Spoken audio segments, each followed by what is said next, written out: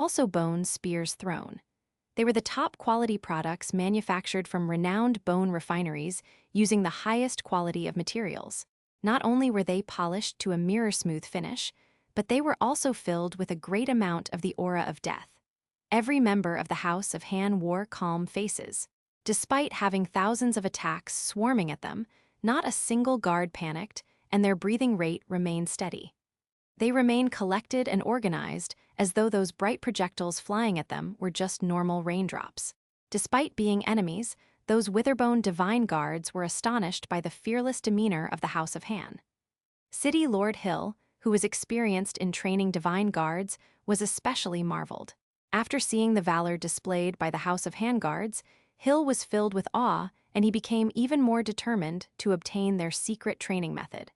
The House of Han stayed motionless to the thousands of attacks flying towards them. But moments before those attacks would land, their combat formations suddenly transformed. The House of Han guards who were clumped up suddenly moved outward. They have originally spaced themselves just 3 steps from each other, but had suddenly expanded to around 10 steps apart. The instant that they assumed the new combat formation, the House of Han guards got into action with great rapport. Some of them would deploy all sorts of boundaries and defenses to resist the bombardment, while the rest would launch counterattacks without paying any attention to those energy fluxes and divine weapons shooting at them. The instant that the House of Han assumed a new formation to defend themselves while counterattacking, those Witherbone Divine Guards could no longer stay calm. Some would deploy defenses, while some would try to flee and evade frantically. The two armies bombarded each other with swarms of bone spears, divine weapons, and energy fluxes. Moments after they exchanged blows, it became obvious that the House of Han had the lower hand primarily because of their low count of top-notch experts. If there were just 3 high gods, Sanguis, Ballins, and Gilbert would be able to handle the attacks, albeit rather strenuously.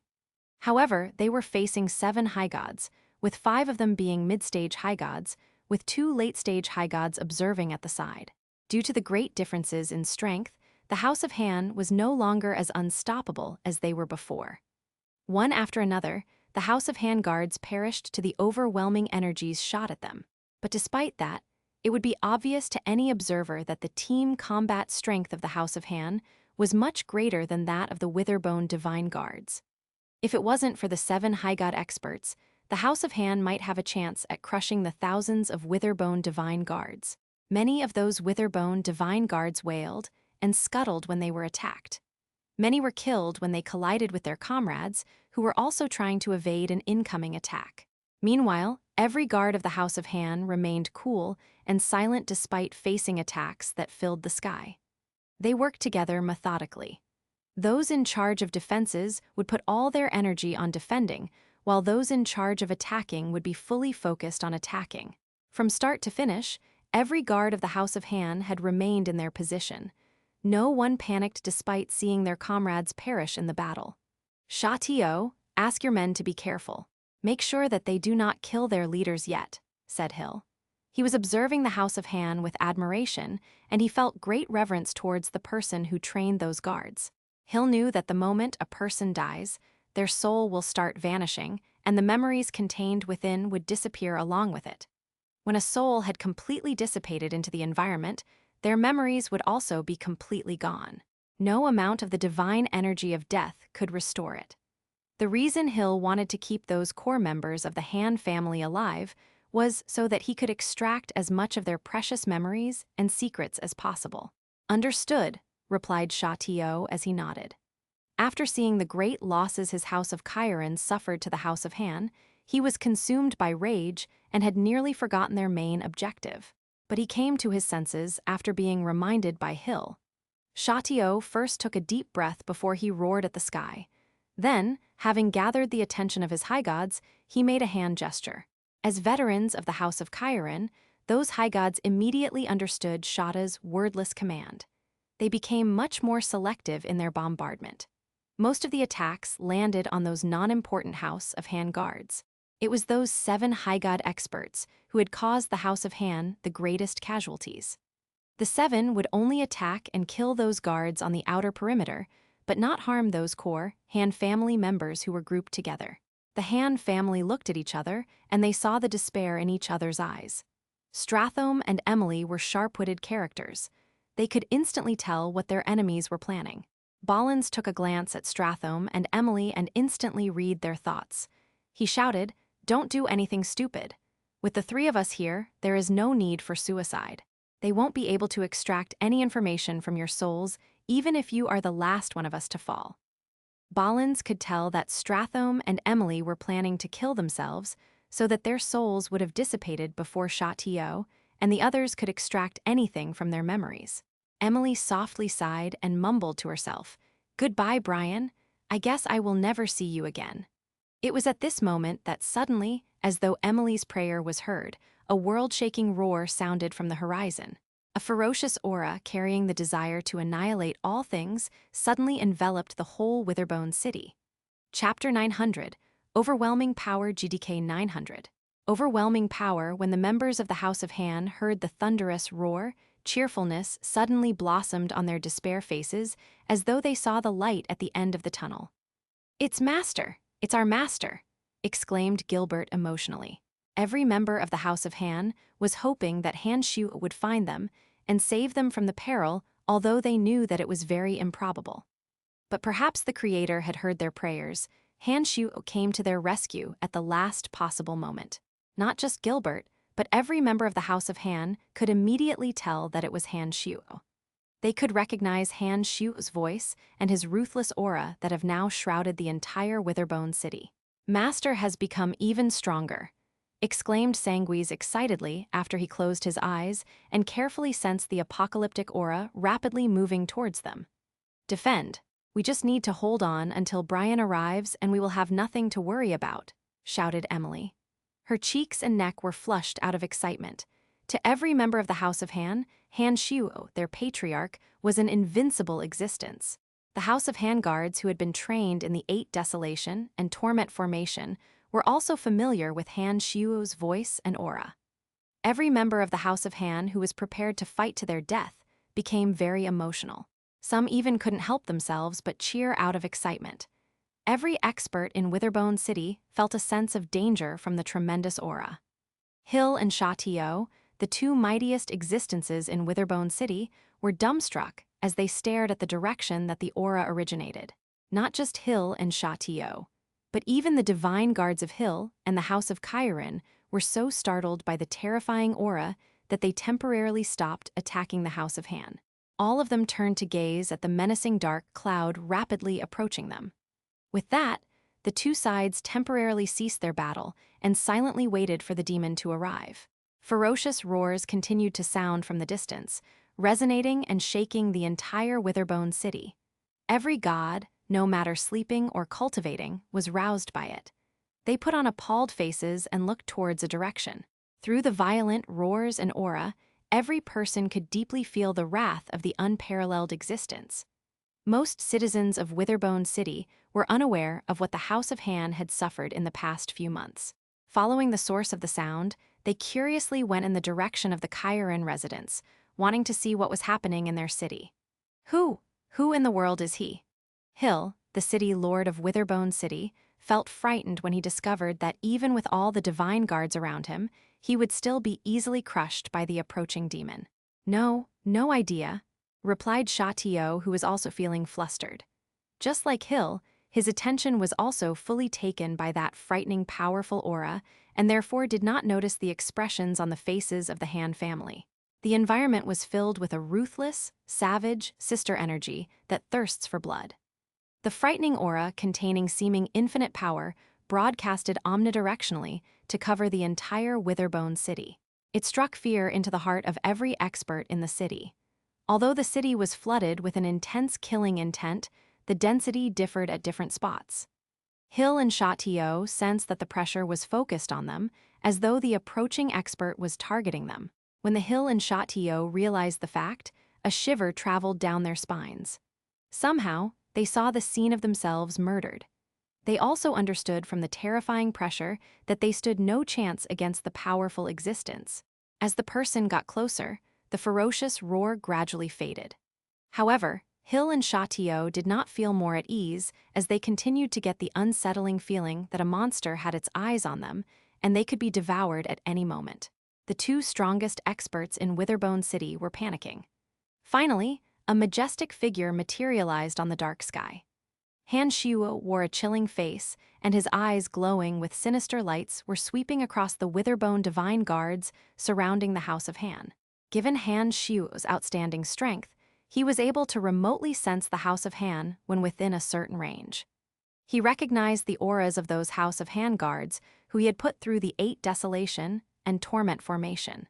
He realized that the House of Han guards were being slaughtered when he noticed that those auras were disappearing. This was definitely not something Han Shuo wanted.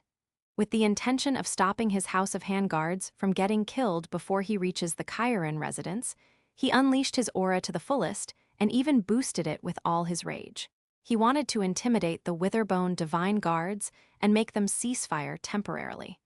Releasing his aura unrestrainedly had indeed worked as he anticipated. Intimidated by his terrifying energy, Hill and Shatio turned all their attention to Han Shuo and temporarily forgot about the House of Han. The Witherbone divine guards were also thrown into a daze and stopped attacking. "Master, Brian, Patriarch, my lord," Han Shuo was greeted by his family members. When he arrived, Gilbert, Sanguise, and others cheered excitedly.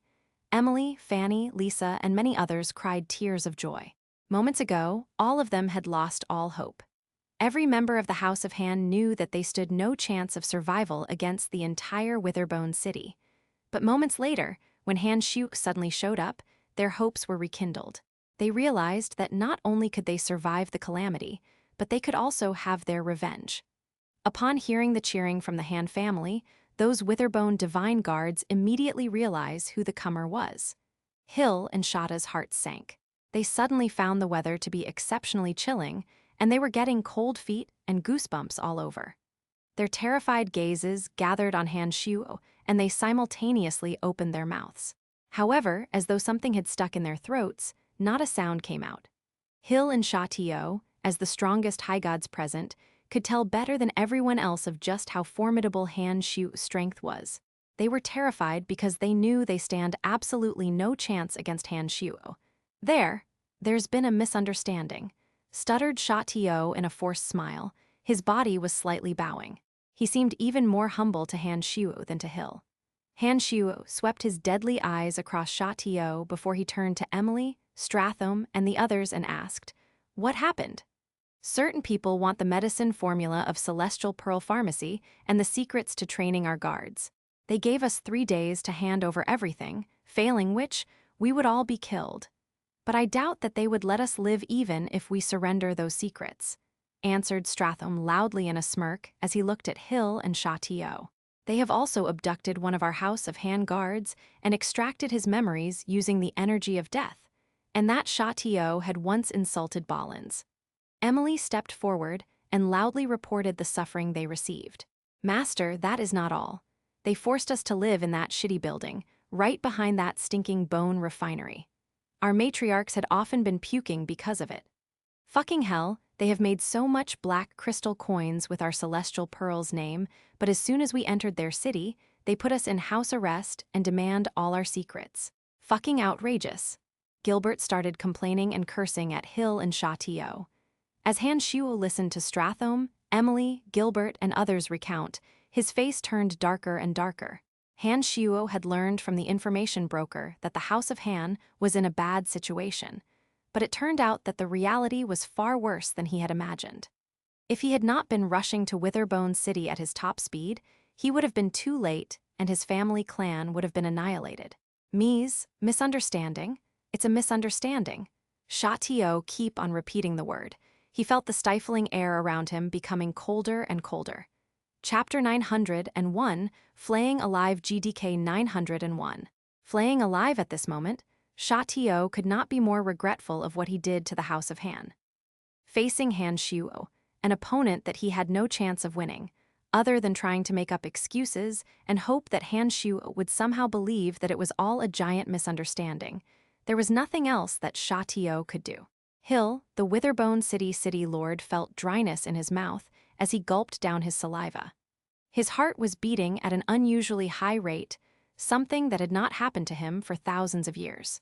He knew from the involuntary reactions of his body that this fear came from the bottom of his heart.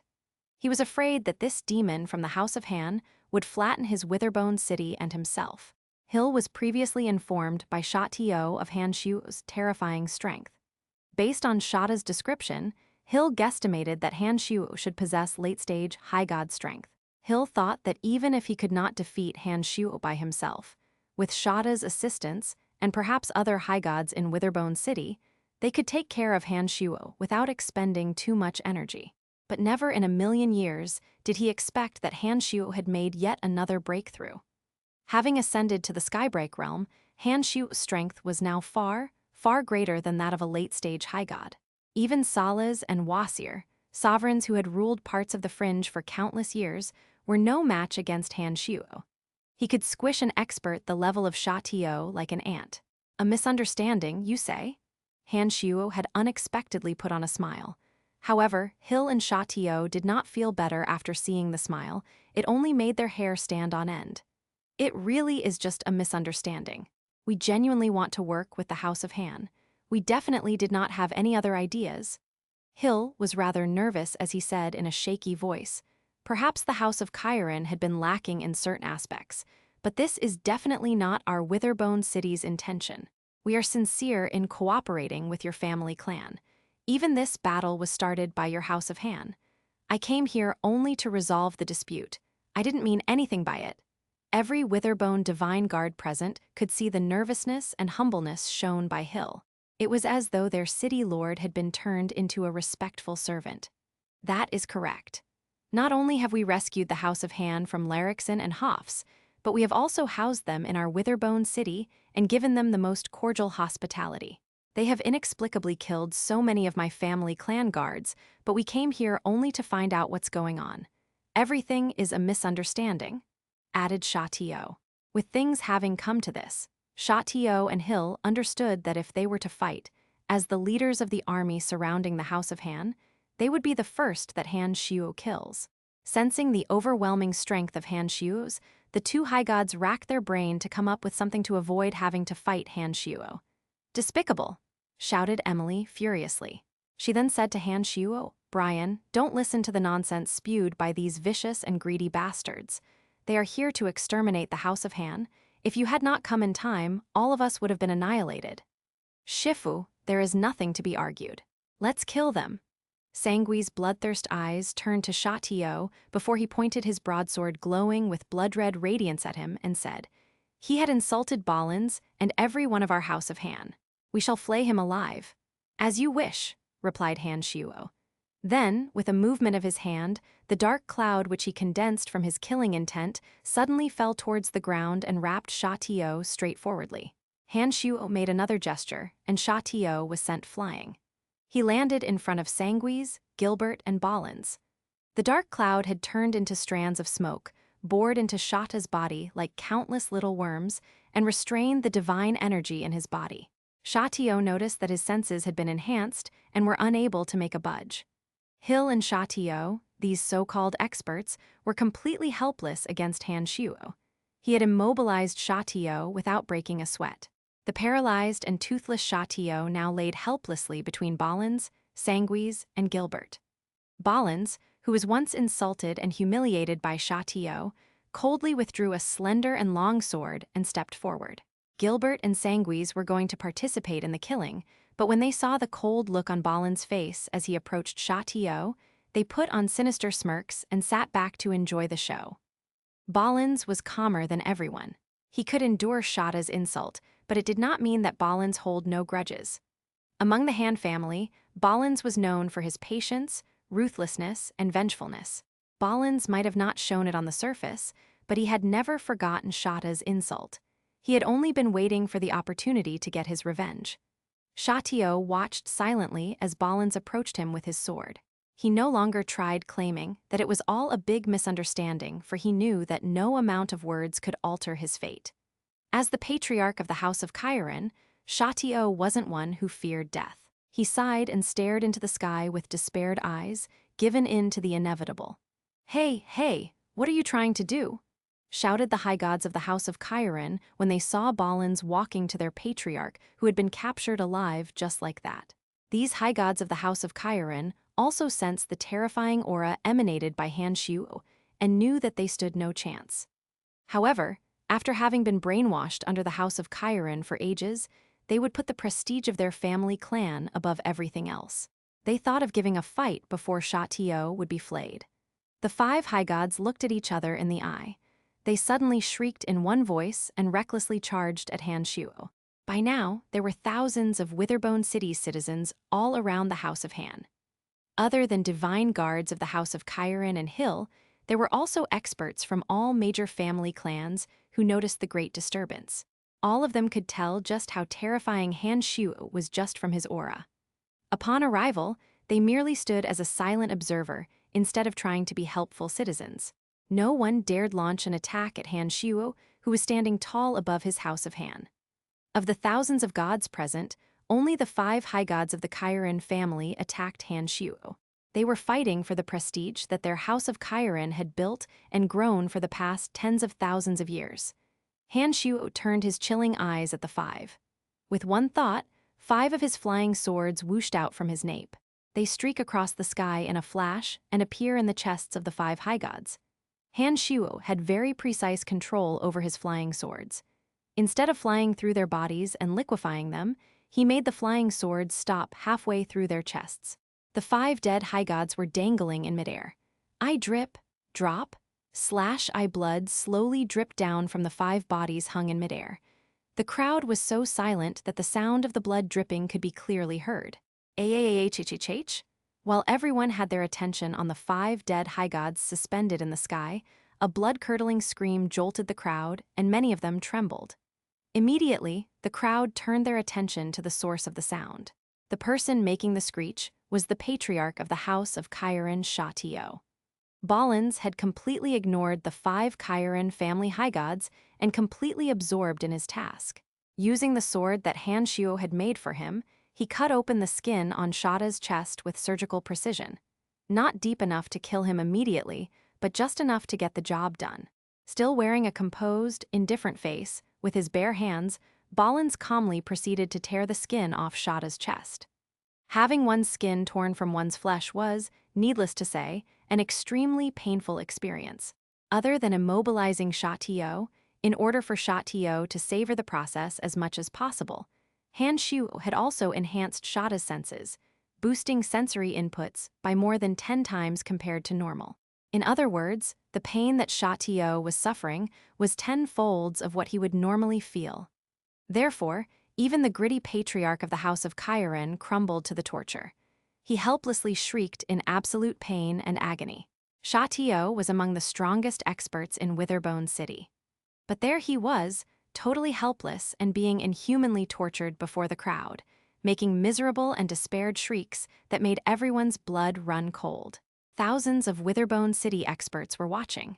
Some found it a sight too horrific to behold and lowered their heads. Some gritted their teeth and glared at Han Shuo with bloodshot eyes.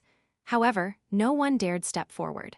After all, the 5 House of Chiron high gods who had charged at Han Shuo together were still hanging in midair. Their blood was still dripping off their dead bodies. This kind of intimidation was more convincing than any words. Many of the House of Chiron members, who had an urge to stop Han Shuo and save Sha Tio, would immediately give up on the idea when they looked up and saw the 5 high god bodies dangling in the sky. They would swallow their anger and restrain themselves.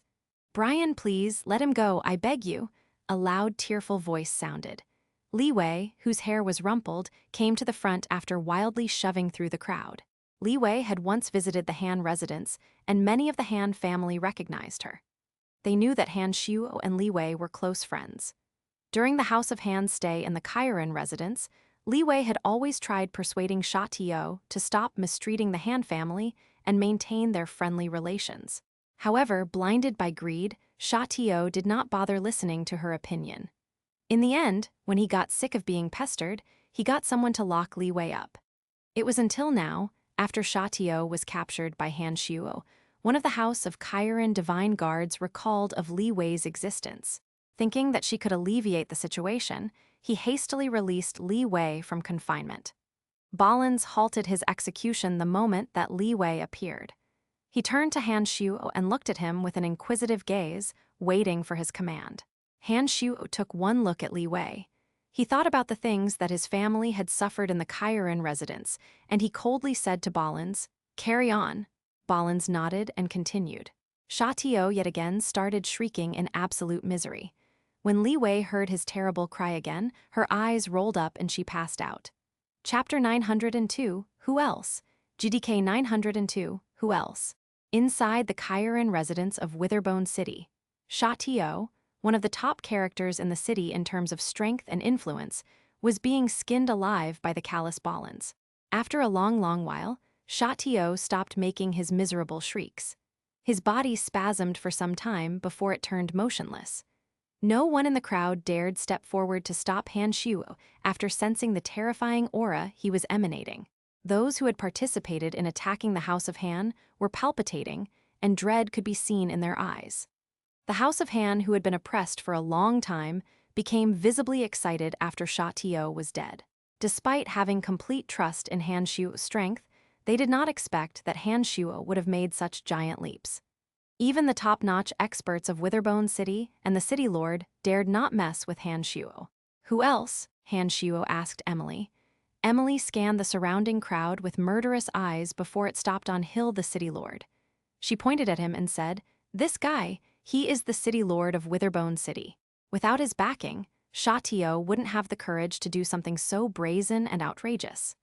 Emily had heard a thing or two from Dagasi and knew that Hill played an important role in their persecution.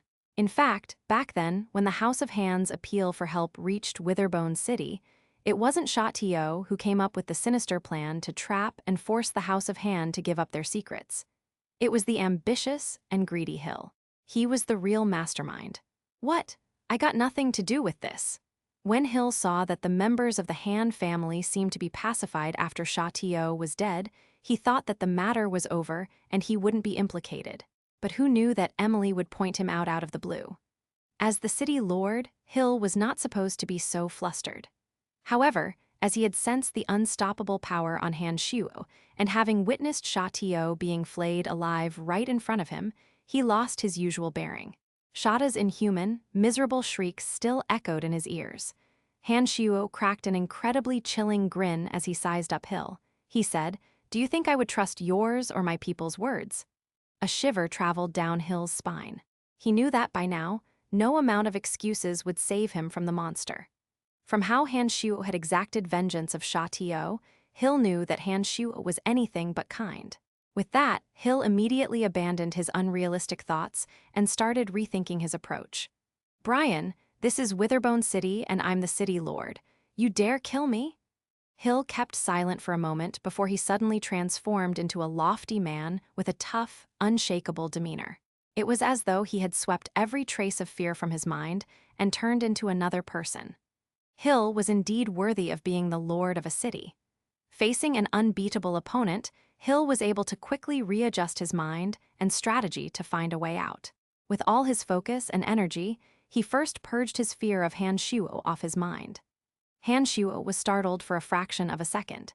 He did not expect that Hill would dare give him that attitude given the situation he was in.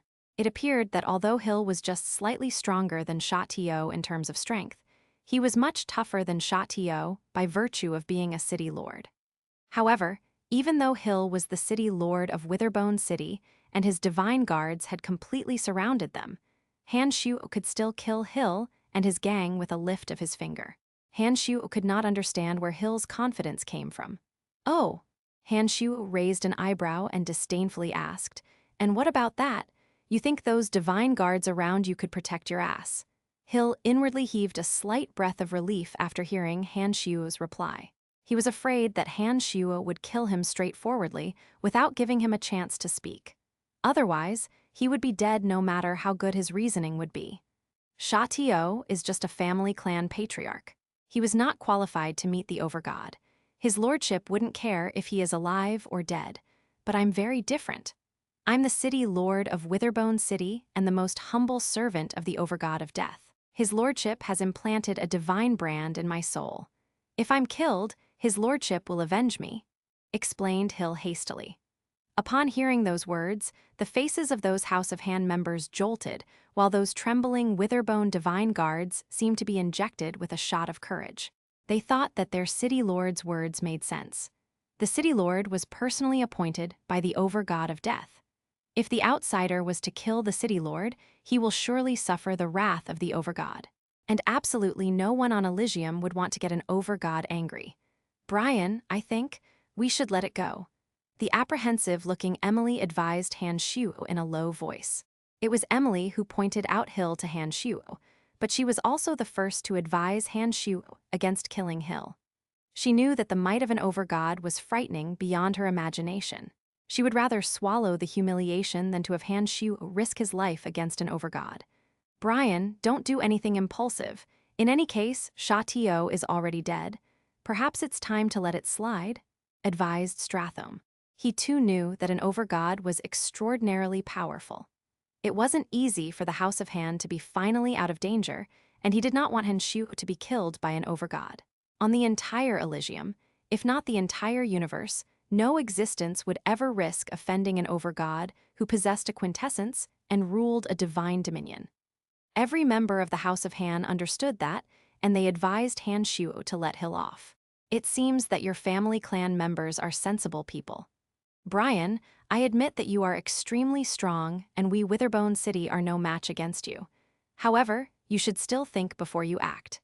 If you kill me, not a single person in your House of Han will live to step out of the Death Dominion," said Hill after the House of Han members conceded to his reasoning, hoping that Han Shuo would give up on killing him.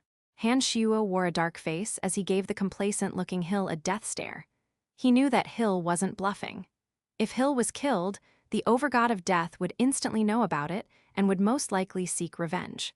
A quick series of thoughts flashed across Han Shuo's mind as he reasoned with himself. After weighing the costs and benefits, Han Shuo took a deep breath and coldly nodded. He then turned to his House of Han and said, "Come, let's leave the city." Everyone heaved a sigh of relief. The House of Han, the Witherbone Divine Guards, and Hill felt that they were just inches away from hell. They understood that if Han Shuo were to be so reckless as to kill Hill, the divine brand in Hill's soul would be destroyed and the over-god of death might show up.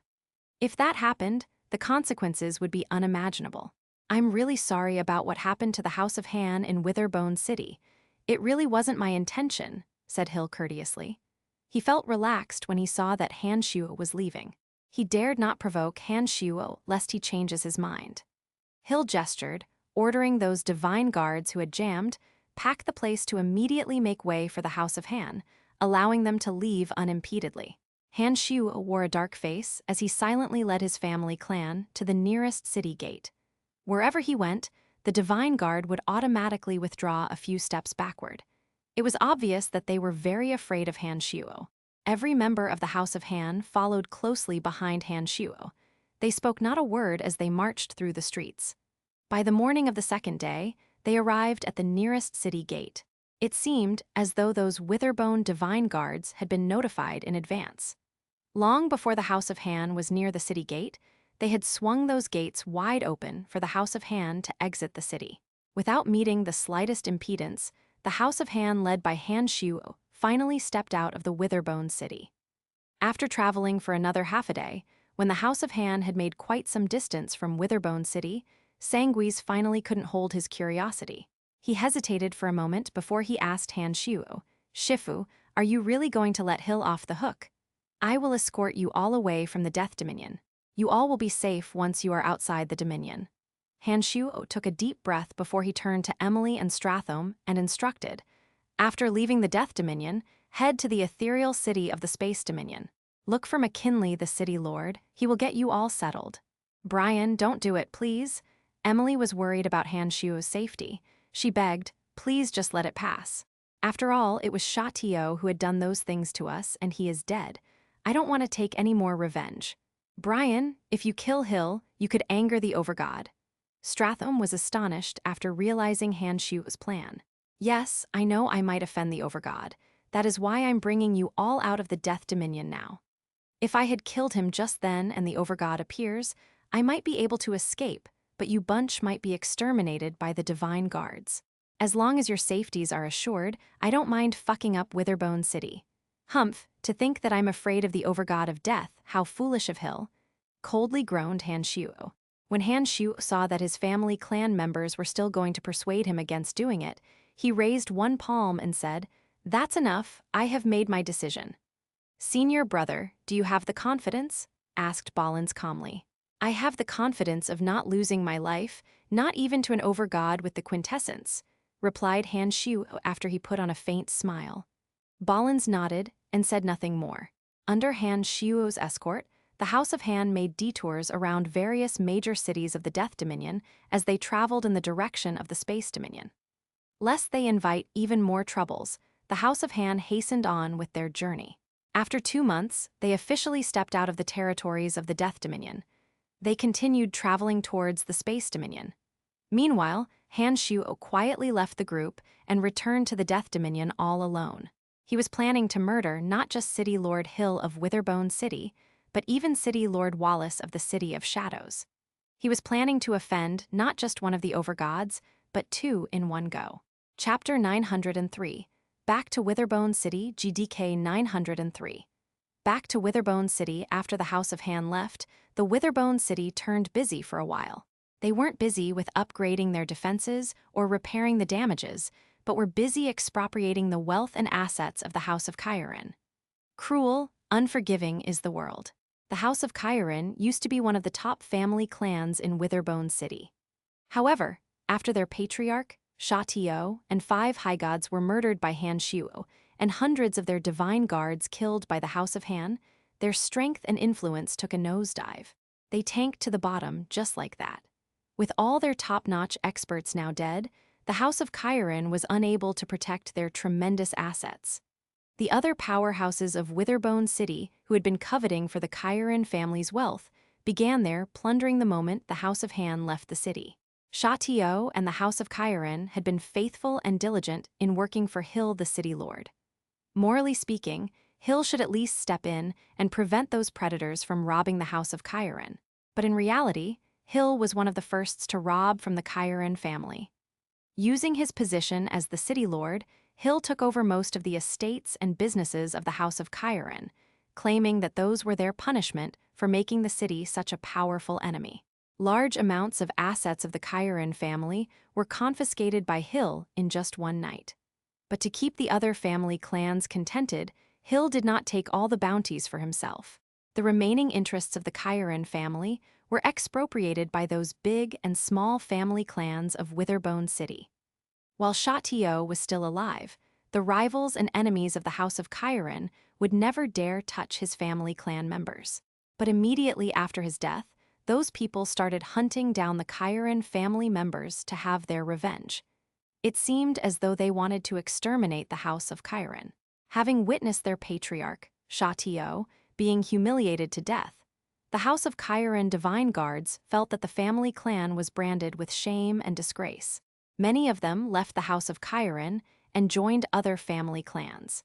This major family clan that had thrived in Witherbone City for tens of thousands of years was destroyed practically overnight. Everyone with the surname Kyron, no matter young or old, were hunted by their enemies. Within a short few days, this ancient bloodline was nearly exterminated. There were only a few of them who were still in Witherbone City. 90% of the Kyron family was killed in the manhunt, but there was one person that no one dared to even touch. At the northern district of Witherbone City was a dilapidated shrine. Li Wei sat huddled on the ground, gazing intently at nothingness. She was embracing a box of ashes as she mumbled incoherent words. Beside her was Dagessi.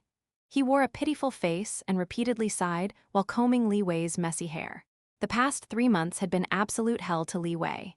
She watched her father Sha Tio flayed to death, her brothers, sisters, and cousins mercilessly murdered, raped, and enslaved. She watched her big and lovely family destroyed. After having witnessed the countless tragedies and overwhelmed by grief, her mind gave way under the strain. The proud, cheerful heiress of the Kyron family turned into a girl with a psychotic breakdown who would mumble to herself all day. Although Li Wei was a member of the Kairan family and was one of the easiest targets for her enemies, she was spared because many were aware of her friendship with Brian. Although her brother and sister were murdered in front of her, no one dared to cause her harm. All those who had met Han Shuo would gravely warn their family clan to never harm Li Wei. They were afraid that Han Shuo might seek revenge on them. They knew that if Han Shuo wanted to, he could exterminate them with a snap of his fingers. Sigh, I wish I could shoulder some of the pain for you. Dagacy couldn't help himself but sigh yet again. A shadow stealthily approached and landed in the abandoned shrine. He looked at Li Wei for a moment before he let out a long sigh and remorsefully said, "In seeking justice, I have done an injustice to Li Wei." Dagacy's face jolted and he was alarmed. He immediately stood up and put himself between the comer and Li Wei. But after identifying who the comer was, he relaxed, forced a smile, and said, "Why are you here?" Han Shu's original plan was to immediately begin his slaughter upon returning to Witherbone City, but then he suddenly thought of Dagacy and Li Wei. Han Shu still remembered the soul signatures of Dagacy and Li Wei. Given his extraordinary strength, it could not be easier to locate them by sensing their souls. He hesitated for a moment before he decided to look for them first. Han Shu's heart ached when he saw the Li Wei now who had been driven to madness. Although the House of Kairan and Sha Tio had betrayed the House of Han, Li Wei was innocent. She had even tried to help the House of Han. Although her effort had been futile, Han Shuo still considered it as a favor. "What happened to her?" asked Han Shuo. The world had not been kind to her. After having seen too much horror and suffered too much agony, her spirit crumbled. Dagacy sighed before he continued. "When I returned to the House of Kairan, I discovered that my original master had perished. No one in the House of Kairan would bat me an eye. Li Wei, however, had been kind to me. Brian, can you please find a way to treat her?" Han Shuo thought for a moment before he replied, "I can erase some of her memories and make her forget everything about the House of Kairan." He took a short pause before he continued, "A fresh restart, that's the only solution I could think of, it's all that I could do for her." That'd work, as long as she could become happy again. She wouldn't be plagued with so much pain after forgetting about the House of Kairan, agreed Dagacy after he nodded. Han Shu stepped forward and pressed a hand on the back of Li Wei's head.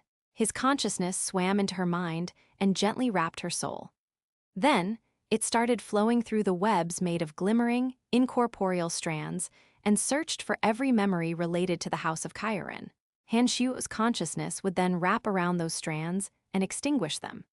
If Sha Tio, a later-stage high god of death, could extract memories from another person's soul, then Han Shuo, who had attained Skybreak Realm in demonic arts, could do it without breaking a sweat. He had a far greater understanding of the soul, and his consciousness was far more suitable for the job. This memory-deleting procedure surgically done by Han Shuo would leave no side effect. Several minutes later, Han Shuo took a deep, gentle breath and withdrew his hand from Li Wei, who seemed to have fallen deep asleep.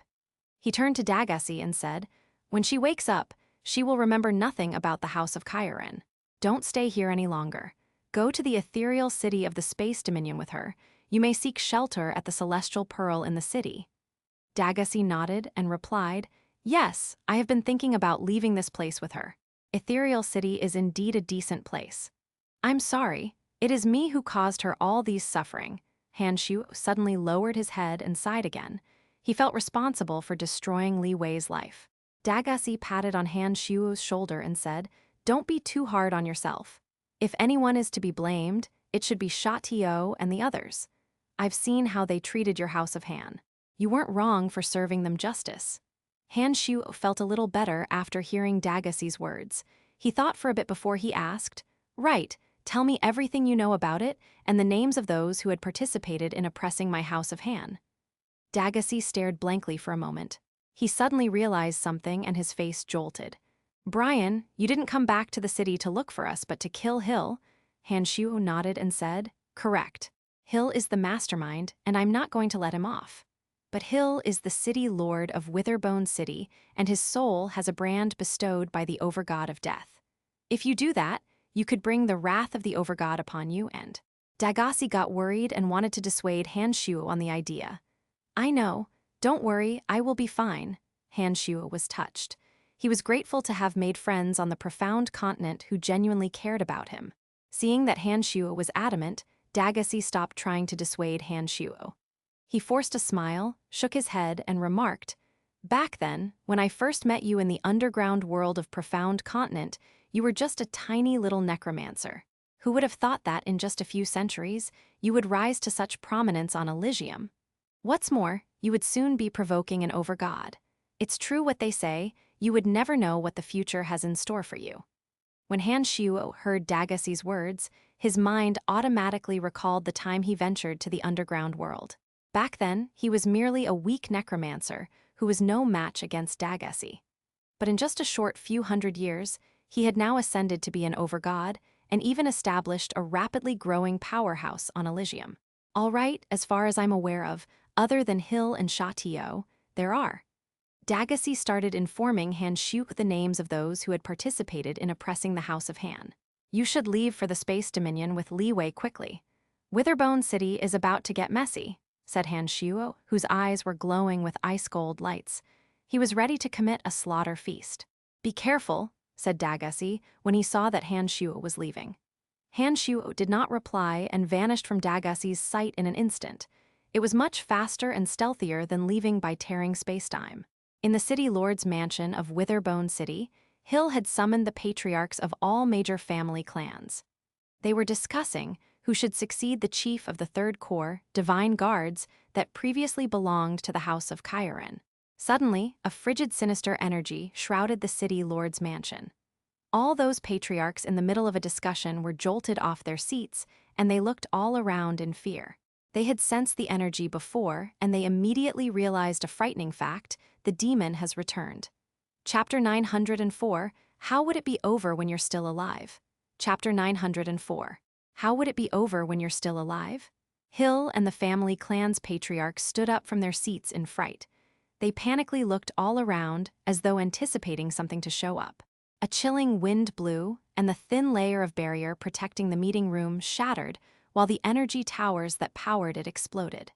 The glistening energy crystals scattered everywhere. Every defense protecting the meeting room crumbled in an instant. Immediately following that, a sinister, ruthless energy flooded the chamber and displaced every elemental energy. Those in the meeting room, who were the most influential and powerful characters in Witherbone City, felt shivers traveling down their spines. They were unable to assemble elemental energies to effectively defend and attack.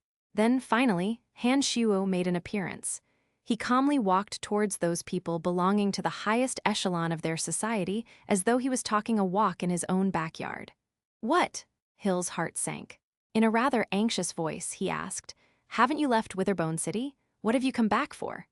Hill knew that Han Shuo's strength far surpassed his and everyone else in the room combined. He was afraid for anyone who made an appearance by immediately destroying every defense surely wasn't there to make friends. "Good. Excellent. Everybody's here. That saved me from taking a few extra trips." Han Shuo laughed grimly after he looked at the faces of those gathered in the meeting room and saw that all those who had been named by Dagasi as conspirators against the House of Han were all present. "Brian, what the hell do you want? Wasn't the matter already settled? What more do you want?" Hill's eyes were wavering. He had an ominous feeling that he wouldn't be so lucky this time. "How would it be settled when you are still alive?" remarked Han Shuo in chilling laughter. Then, when Hill's face jolted, Han Shuo calmly launched his attacks. The upgraded Cyano Demon Blaze whooshed out and the fierce, ghostly flames began engulfing Hill's chest. With one thought of his consciousness, hundreds of demon generals emerged and swarmed at those family clan patriarchs. Those ferocious incorporeal creatures invaded their bodies and started tearing and devouring their flesh and bone. Those demon generals that had been unleashed from the cauldron of myriad demon were made from mid-god or high-god souls. 50 to 60 of them would simultaneously attack a person, knowing that flesh, bones, and brain matter. They overcame their targets in no time. A single demon general might not be able to do these patriarchs any harm. But if there were dozens of them attacking at the same time, especially if there were demon generals made using high-god souls, those patriarchs would stand no chance. In just moments, all those patriarchs of major family clans in Witherbone City turned into shriveled, lifeless bodies. Demon generals had the ability to evolve. They could improve their strength by devouring flesh, brain matter, and bone marrows. If a spirit demon was evolved beyond a certain level, it could be refined into an avatar. Compared to the flesh, brain matter, and bone marrow, the divine soul was the most nutritious food for demon generals. But as the divine souls could be turned into new demon generals, the cauldron spirit restrained the demon generals and stopped them from devouring those high god souls. Under the cauldron spirit's control, several grayish lumps flew into Han Shuo's body. Following that, the demon generals flew back into the cauldron. By now, in the meeting room, the only victim that Han Shuo had yet to kill was Hill, who was howling and wailing in pain. The upgraded Cyano Demon Blaze now possessed even greater destructive power. Hill's skin, flesh, and even his soul were slowly cooked by the ghostly green flames. Green blazes could be seen raging inside his eyes. While Hill shrieked and cried, Han Shuo extended his right hand, made a claw, and put it above Hill's head.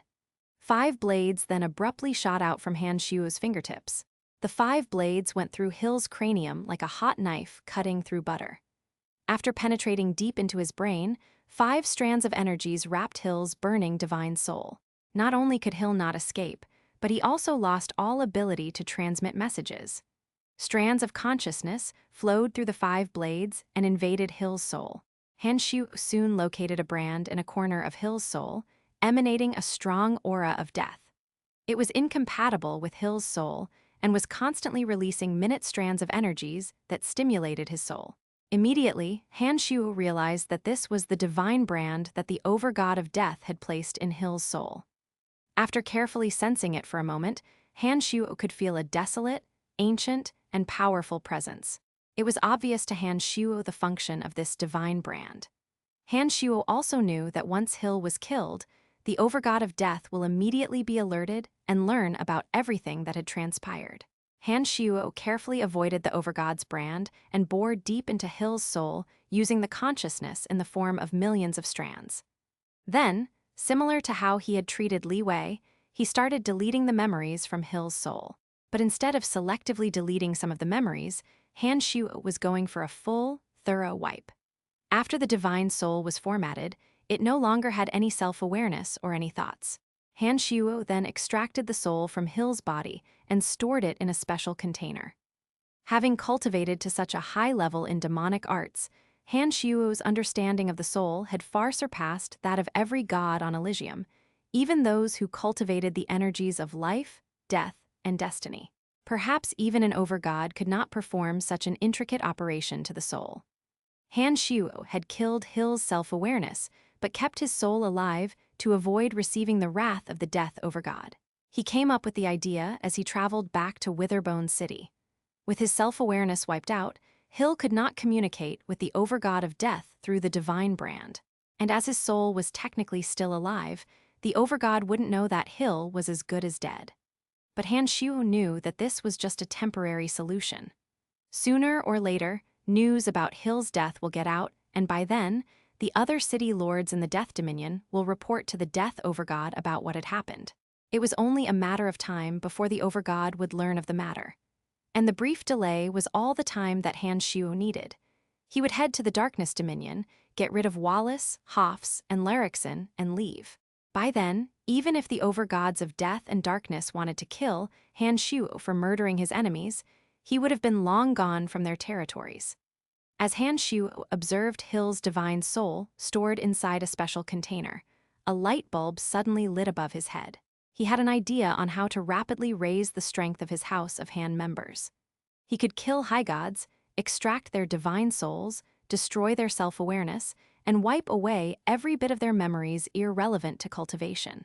After that, Emily and the others could fuse with these divine souls without self-awareness and possess the high god insight and knowledge into their energy, saving hundreds if not thousands of years otherwise needed. One may increase their divine energy, and thus their strength, through the power of faith, divine essences, or by devouring another cultivator's divine energy as the god hunters do. But more often than not, the cultivation realm state was the true obstacle to making breakthroughs. Without gaining sufficient insights and understanding, No amount of divine energy would allow one to ascend to the next realm and gain greater strength. But if one possessed sufficient understanding and knowledge, making breakthroughs was basically guaranteed, as divine energy can be slowly accumulated with time. Han Shu thought about the idea carefully, examining its feasibility and risks. Moments later, Han Shu became elated as he was certain that the idea was absolutely viable. He raised his head, laughed cheerfully, and started fantasizing the future. He could almost see every member of his Han family standing proud and tall as high gods. Han Shu was perhaps the only person in the universe with such profound understanding and mastery towards the soul that would allow him to perform such an unnatural thing. The patriarchs of every major family clan in Witherbone City were around Han Shu as lifeless bodies. Hill, the city lord, had his self-awareness wiped clean, and his mindless soul was kept in a special container by Han Shu like a living specimen. Han Shu did not stay in the city lord's mansion for too long. After committing the murders, Han Shu calmly and stealthily left the crime scene. After quietly leaving Witherbone City, Han Shu started traveling towards the Darkness Dominion at his top speed. 7 days later, Han Shu appeared at the most powerful city of the Darkness Dominion, the city of Gorging Clouds. Han Shu's target was Larixin of the House of Broadhurst. He was a late-stage high god of destruction, and he had once mounted a sneak attack on Han Shu with Felder. Han Shu knew that Larixin would never let his House of Han off, for Han Shu had killed his son. This was evident in Larixin's attempt to exterminate the House of Han by besieging Fort Lasberg. To spare his House of Han from potential troubles in the future, Han Shu was determined to eliminate Larixin. At first, Han Shu thought that with his strength, getting rid of Larixin would be a piece of cake. But when he got to the Broadhurst residence, he realized that it wouldn't be anything as easy as what he did in Witherbone City. The defensive boundary around the Broadhurst residence was incredibly complex and strong. An eternal darkness made of intense element of darkness would float above the residence like a giant canopy at all times. With just one look, Han Shu could tell that the shield of darkness protecting the Broadhurst residence cannot be deployed by a high god. He also vaguely sensed the presence of an extremely powerful darkness energy inside the residence. So the hearsays are correct. Yaris, the city lord of the city of Gorging Clouds, has indeed entered the realm of Overgod. Han Shu murmured to himself as he gazed at the Broadhurst residence shrouded by darkness. Chapter 905. Yaris. Chapter 905. Yaris, of all the cities of the Darkness Dominion, the city of Gorging Clouds was without a doubt the strongest. The city had a large number of powerful experts and a great number of high gods. The city of Gorging Clouds was substantially stronger than Hushville City and the City of Shadows combined. If compared to the family clans in the city of Gorging Clouds, Wallace's House of Saint would rank in the top few in strength, but it would pale in comparison to Yaris' House of Broadhurst. There had been hearsays circulating around Elysium that Yaris, the city lord of the city of Gorging Clouds, had ascended beyond high godhood. Yaris was a rather low-key character. As he had delegated many of his work to his family members, it was rare for people to come into contact with him. Additionally, those few who had the opportunity to meet him could not tell the difference between a high god and an over-god from his aura. For these reasons, the hearsays always remained as nothing more than hearsays. But that might change soon. Han Shu, standing near the Broadhurst residence, immediately realized that Yaris had indeed reached the realm of Overgod from the power of the boundless darkness shrouding the residence. The elements of darkness that were lingering above the Broadhurst residence were of Yaris' doing. There were energy towers erected all over the residence that functioned as darkness element collectors. Yaris and other cultivators of the darkness energy would benefit from the higher concentration of the darkness element. Han Shu's original plan was to immediately sneak into the Broadhurst residence and kill Larixin. But after sensing the powerful aura of darkness, he halted in his track and lightly bunched his brows. If there wasn't this over-god expert called Yaris, Han Shu could intrude the Broadhurst residence with complete stealth, assassinate Larixin, and retreat with ease. But Yaris turned out to be stronger than Han Shu had expected. With the over-god barrier deployed around the residence, it was practically impossible for Han Shu to get inside noiselessly. If he was found intruding on the Broadhurst residence, he will most likely face the attack of Yaris. It wasn't that Han Xiuo was afraid of Yaris, but alerting Yaris could completely ruin Han Xiuo's plan. With Yaris, an overgod, and many other Broadhurst high gods, not to mention the environmental advantage, Han Xiuo's chances of killing Larixin was minute. But worst of all, his trail would be exposed, and everyone would know that he had returned to the Darkness Dominion. Wallace and Hofs might go into hiding. In summary, it will really mess up Han Xiuo's plan. Therefore, after thinking for a moment, Han Xiuo decided not to intrude on the Broadhurst residence, but to wait for Larixin to leave his house before striking. Although Yaris was the city lord, he was very much focused on his cultivation. He had given almost all of his duties to his family members to handle. Larixin, as Yaris' younger brother, was delegated a good portion of his work. It was unavoidable, and it will only be a matter of time before he leaves the residence. Han Xiuo withdrew and went to a local information broker to purchase the news about Larixin. He learned that Larixin was indeed inside the Broadhurst residence, and he had been inside the city for a while now. After obtaining the information, Han Xiuo returned to the outside of the Broadhurst residence and patiently waited for his prey to come out from its rabbit hole. 3 days later, in the evening, Larixin and a few divine guards of the House of Broadhurst finally left the house. They were heading straight for the nearest city gate as though they had some sort of mission. Midway into their journey, Larixin suddenly felt a sense of danger. "Hello, Larixin, hee, great to see you again," Han Xiuo's voice sounded as he abruptly appeared before Larixin. "Ah shit," exclaimed Larixin.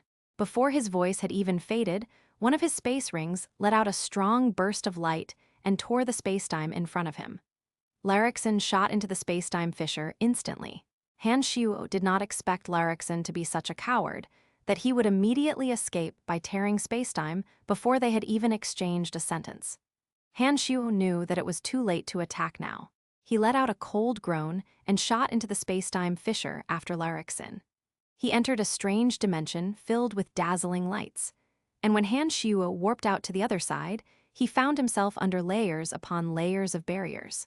He saw a large number of gods wearing sneering faces. Larixin, Hofs, and Wallace were among the crowd. His consciousness pulsated, and he sensed the boundless darkness above him. Immediately, he realized that he had fallen into a meticulous trap of his enemy.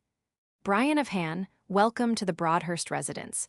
We have been expecting you," greeted a thin man with a staunch look and a calm, faint smile. This man, who had a darkness aura surrounding him, was none other than Yaris. As the city lord and the most powerful existence in the city of gorging clouds, Yaris naturally exuded a noble, kingly demeanor. As an expert in the overgod realm, he also carried a unique, inexplicable quality.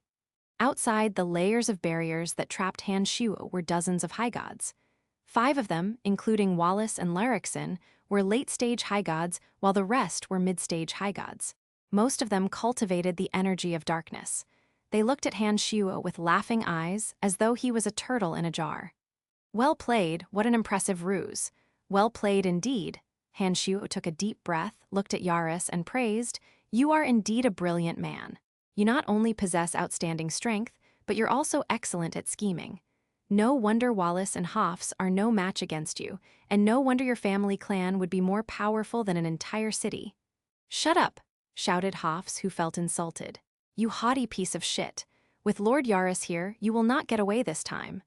"Brian, I did not want to be your enemy, but you have been giving me no choice."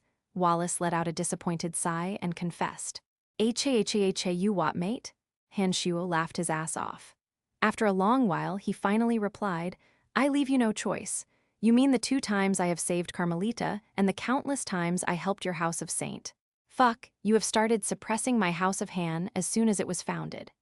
I was going to move my family clan out from the City of Shadows, but you colluded with Hofs and Larixin to exterminate my family clan.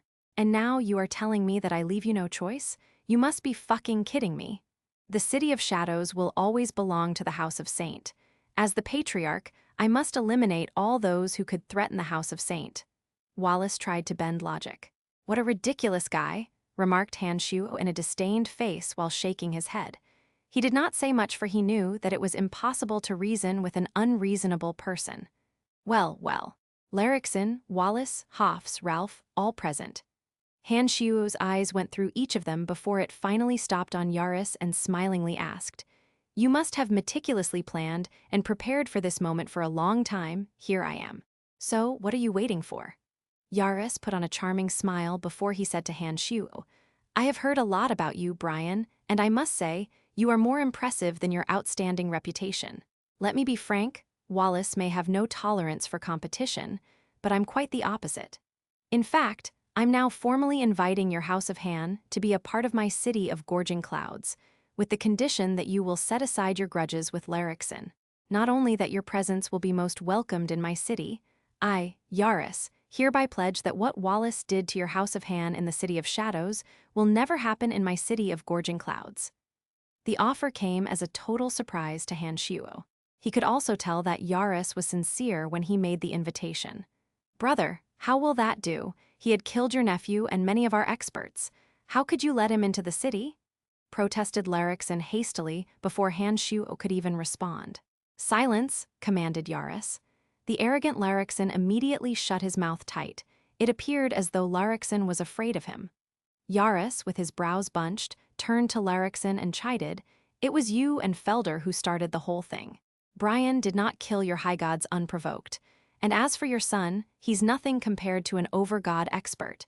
In any case, your dick is still working fine and you can always make more kids." Brother. Larrickson was rather startled. Yaris' face turned cold. He gestured and said, "I have decided, so shut up." Although filled with grumbles, Larrickson dared not make a voice and lowered his head. He continued to glare at Han Shuo. Wallace and Hoff, standing nearby, seemed astonished. It was obvious that Yaris had not revealed this intention of his to the two. They looked at Yaris with eyes that seemed to be shouting, "I dude, what the hell? That was nowhere in what we have discussed." Yaris' attention turned back to Han Shuo. He put on a faint smile and offered, "Brian, if you will join my city of gorging clouds, all grievances are forgiven. Not only that, but I can also provide you much better treatment than what you had from the City of Shadows. Land, manpower, wealth, connections, anything that you need, you will have it. What say you?" Chapter 906, Do Your Worst. GDK 906, Do Your Worst. Han Shuo became even more admiring of Yaris after hearing the invitation. However, Han Shuo shook his head resolutely. He smilingly replied, "Thank you, I appreciate the kind offer, but my House of Han will not live under the shadows of anyone, not anymore." Back then, when Han Shuo left the City of Shadows, he was determined to never again survive by someone else's mercy. Although Yaris was nothing like Wallace, Han Shuo still would not place the safety of his House of Han to the City of Gorging Clouds. Besides, Han Shuo wasn't all that impressed by Yaris' strength. How would Han Shuo be willing to serve Yaris? After Han Shuo rejected the offer, Yaris sighed, lowered and shook his head disappointedly. Meanwhile, Larrickson, Hoffs, and Wallace heaved a sigh of relief. Indeed, this fool doesn't know how to appreciate kindness. "Brother, let's not waste words with him. Idiots like him deserve death," said Larrickson. "Access." Calm Yaris looked at Han Shuo in a sorry manner. He said, "I was sincere in my invitation. You should know that I will have to end your life here if you decline the offer." "I understand. Go ahead and do your worst," said Han Shuo with great heroic spirit. He wasn't taking the danger around him seriously. The layers upon layers of barriers trapping him had isolated every elemental energy and made the spacetime inaccessible. Even an expert that cultivated the edict of space cannot escape by tearing the spacetime. Yaris and others had made certain that Han Shuo cannot escape from their trap. "There is no way that you are getting out of this, Brian. Unless you can somehow break through the 120 layers of barriers between us, you will have to passively suffer our attacks until you die," said Wallace as he looked at Han Shuo with chilling eyes. "I suppose you haven't told Andre and Carmelita that you and Ralph are in the City of Gorging Clouds. Hee. I wonder how they would feel if they know what you are doing to me now," said Han Shuo smilingly. He seemed very relaxed. Wallace's expression changed when Han Shuo mentioned Andre and Carmelita. It seemed as though someone had pinched him on where it hurts. "The matter of our House of Saint is none of your business. Humph, Carmelita, and Andre are short-sighted and had been led astray by your trickery. but it will only be a matter of time before they come to senses and understand that I'm doing all this for the good of our family clan," replied Wallace. He seemed to be soothing himself with those words rather than arguing with Han Shuo. Han Shuo nodded and did not reply. He did not mention Carmelita and Andre with the hope that Wallace might let him off, but to find out from Wallace if the two were aware of their patriarch's actions at all. Back then, he had learned from Emily and Phoebe that Andre, Carmelita, Ayabashi, and Erebus had not responded to the House of Han's requests for assistance. There was verified news that Ayabashi and Erebus had been sent away from the city before Fort Lasberg came under attack. After hearing these words of Wallace, Han Shu was certain that Wallace must have somehow prevented them from receiving those messages. Han Shu was glad to find out that his friends had not betrayed him. Seeing that Han Shu was determined, Yaris understood that no amount of words could change Han Shu's mind. He turned to his assistants and instructed, "Get Darkwater and Darkstone over." Soon, two trails of shadows moved towards Yaris from two directions before appearing beside him. The two wore full dark clothes and dark faces. Not only that they both possess late-stage high god strengths, but they both look the same. Darkwater and Darkstone were identical twins, and they were the city lords of Darkwater City and Darkstone City respectively. In the Darkness Dominion, only Yaris had a greater reputation than the twins. Legend has it that the Darkness Overgod had left a pair of identical divine brands on the identical twins, which would grant them special abilities. When Darkwater and Darkstone appeared, Han Shu creased his brows slightly, and his expression turned graver. Han Shu had been aware of the presence of the twins standing in the dark and far apart from each other. Han Shu thought that they were just any other high gods and did not consider them a serious threat. But after they moved from their hiding spots, as they got closer to each other, Han Shu was shocked to discover that the divine energy in their bodies was exponentially growing in power, and the darkness aura rapidly assembled around them. By the time they were standing together beside Yaris, Han Shu discovered that the power of their divine energy and darkness aura had far surpassed that of Hoff's, Wallace, and other high gods. Although their aura wasn't as intense as that of Yaris, its power was obviously beyond that of a high god. The identical twins whose spirits were connected in mysterious ways were both cultivators of the darkness energy in the late-stage high god realm. After the overgod of darkness bestowed them with an identical divine brand, their joint power became orders of magnitude greater than their individual strengths. Having Yaris as an opponent was already rather challenging. And now, with the equivalent of another overgod opponent appearing, Han Shu immediately realized that freeing himself from the 120 layers of barriers will be about to get substantially more difficult. "Brian, I will give you one last chance. Do you insist on becoming my enemy?" asked Yaris gravely. He had revealed his trump card with the hope that Han Shu would reconsider his decision. Han Shu smirked and replied, "You think you can keep me trapped here just because you have the two of them? No, we are not going to hold you, we are going to kill you," replied Yaris. "Ha ha ha," Han Shu laughed out loud. He raised his head and took a look at the tremendous aura of darkness high over his head before he boldly challenged. "You think that my strength would be substantially reduced if you isolate me from all elemental energies. Haha, go ahead and kill me. I'd love to see you try." The region around Han Shu had been completely isolated from the outside world, and other than the darkness element, no elemental energy could flow through the barriers. Had it been any other gods who cultivated elemental energies in Han Shu's place, their strength would be substantially affected, and they would be forced to consume the divine energy in their body to fight or resist. Without access to elemental energies, they cannot replenish their divine energy. Any expert, no matter how powerful, would be as feeble as a mortal once their divine energy had been exhausted. "What a dauntless man you are, and what a shame you have to die here," praised Yaris before he turned to Darkwater, Darkstone, Hoffs, Wallace, and other experts who cultivated the energy of darkness and said, "I will deploy a spinning black hole. You just have to pour your darkness divine energy into it to amplify its power. When the black hole lands on him, he will be shredded into millions of pieces." All the darkness energy experts nodded their heads. They were very aware of Yaris' might and just how deadly his trademark technique was. Yaris wasted no time and immediately sat cross-legged on the ground and closed his eyes. Strands of darkness auras emerged from his body and connected with the boundless darkness above the Broadhurst residence. The massive amount of darkness aura seemed to be propelled by countless invisible forces and started revolving. Darkwater, Darkstone, Wallace, Hoffs started sending out streams of darkness energy from their bodies and towards the vortex forming above Hanshu's head.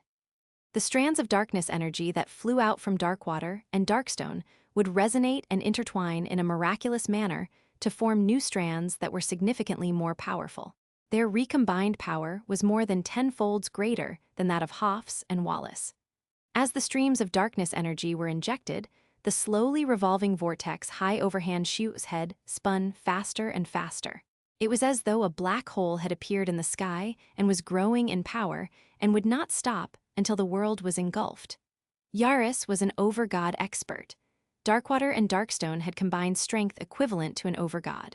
In addition, there were mighty high gods of darkness such as Hoffs, Wallace, and others. The joint power of all those experts had surpassed Hanshu's expectations. The threat was much graver than Wasier or Sala's. They were gathering all their energy and planning on crushing Hanshu in one powerful hit.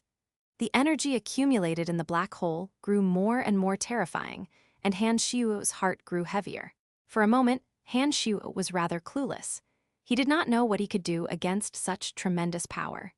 His 17 flying swords had left his body long ago and started bombarding the more than 100 layers of barriers. Although the flying swords were making progress, it was rather slow as those barriers were very tough. It's do or die. Hanshu made up his mind in a split second and decided to perform a risky maneuver. The 17 flying swords had stopped bombarding the barriers and returned into Hanshu. He sat cross-legged on the ground and closed his eyes.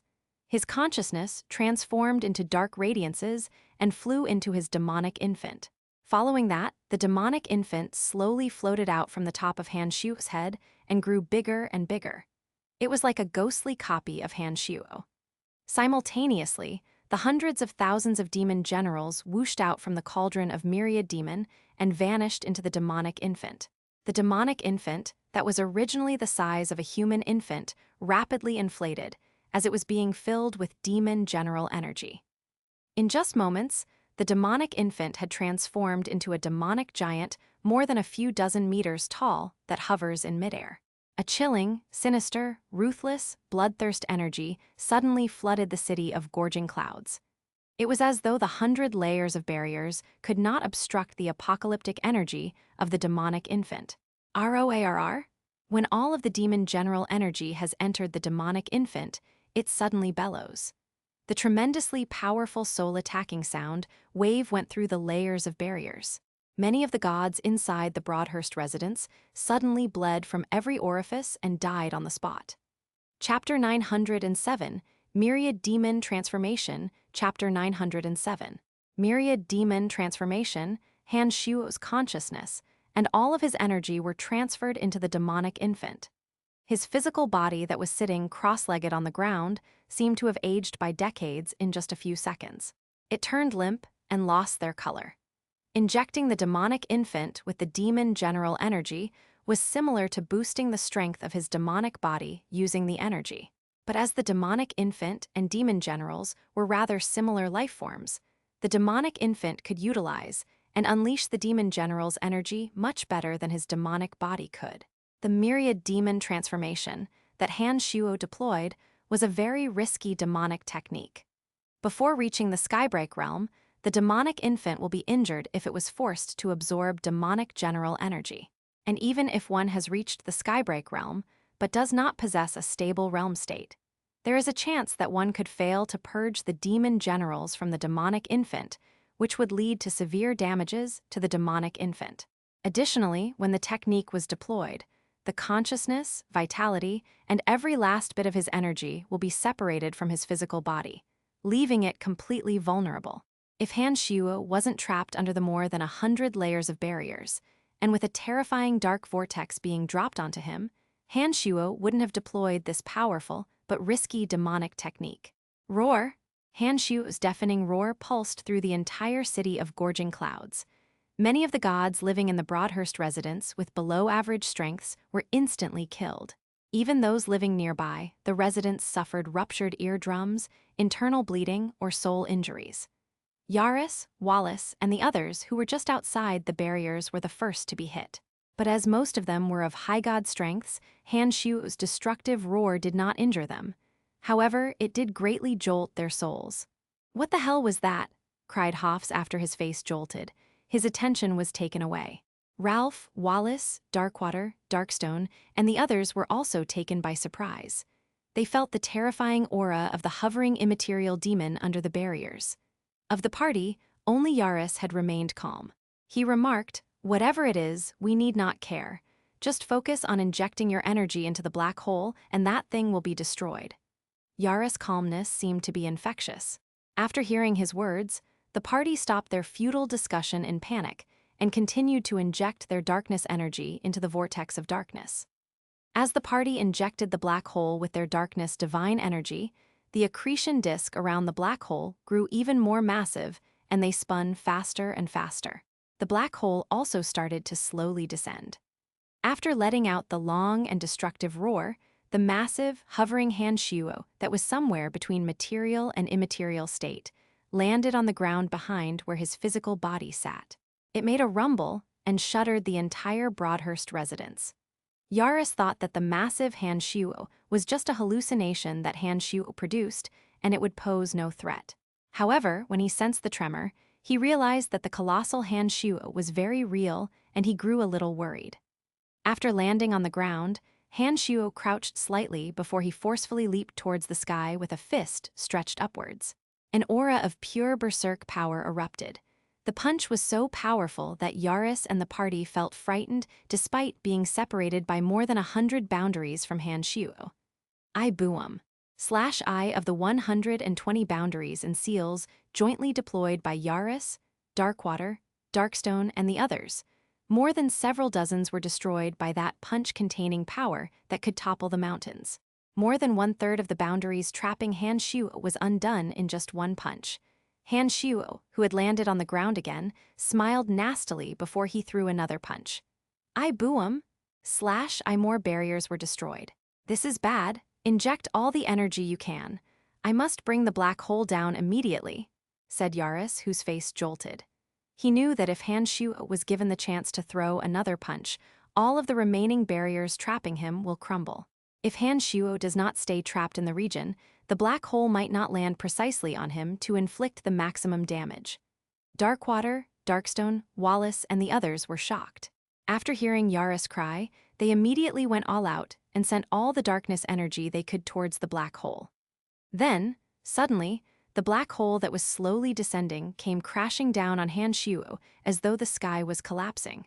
The Han Shuo now was more than several dozen meters tall and massive, but black hole jointly powered by Yaris and the others were even more massive. Its size was greater than the inside of the boundaries, and there was no way for Han Shuo to evade it. The 120 layers of boundaries were made using the darkness divine energy of Yaris, Darkwater, Darkstone, and the others. The same type of energy that formed the black hole. Therefore, when the black hole made contact with the boundaries, not only did they not impede the black hole, but the darkness energy on the boundaries flowed into the black hole and boosted its power, making it even more destructive. Before Han Shuo could throw his third punch, the gargantuan black hole came crashing down on him and enveloped Han Shuo, who was in his demonic infant form. The revolving vortex containing Yaris and the others' darkness, divine energy, immediately started grinding Han Shuo. The massive amount of darkness energy swarmed into Han Shuo's immaterial demonic infant and filled every demon general in his colossal body.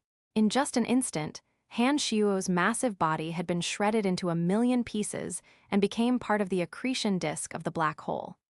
Under tremendous force, even the spacetime collapsed.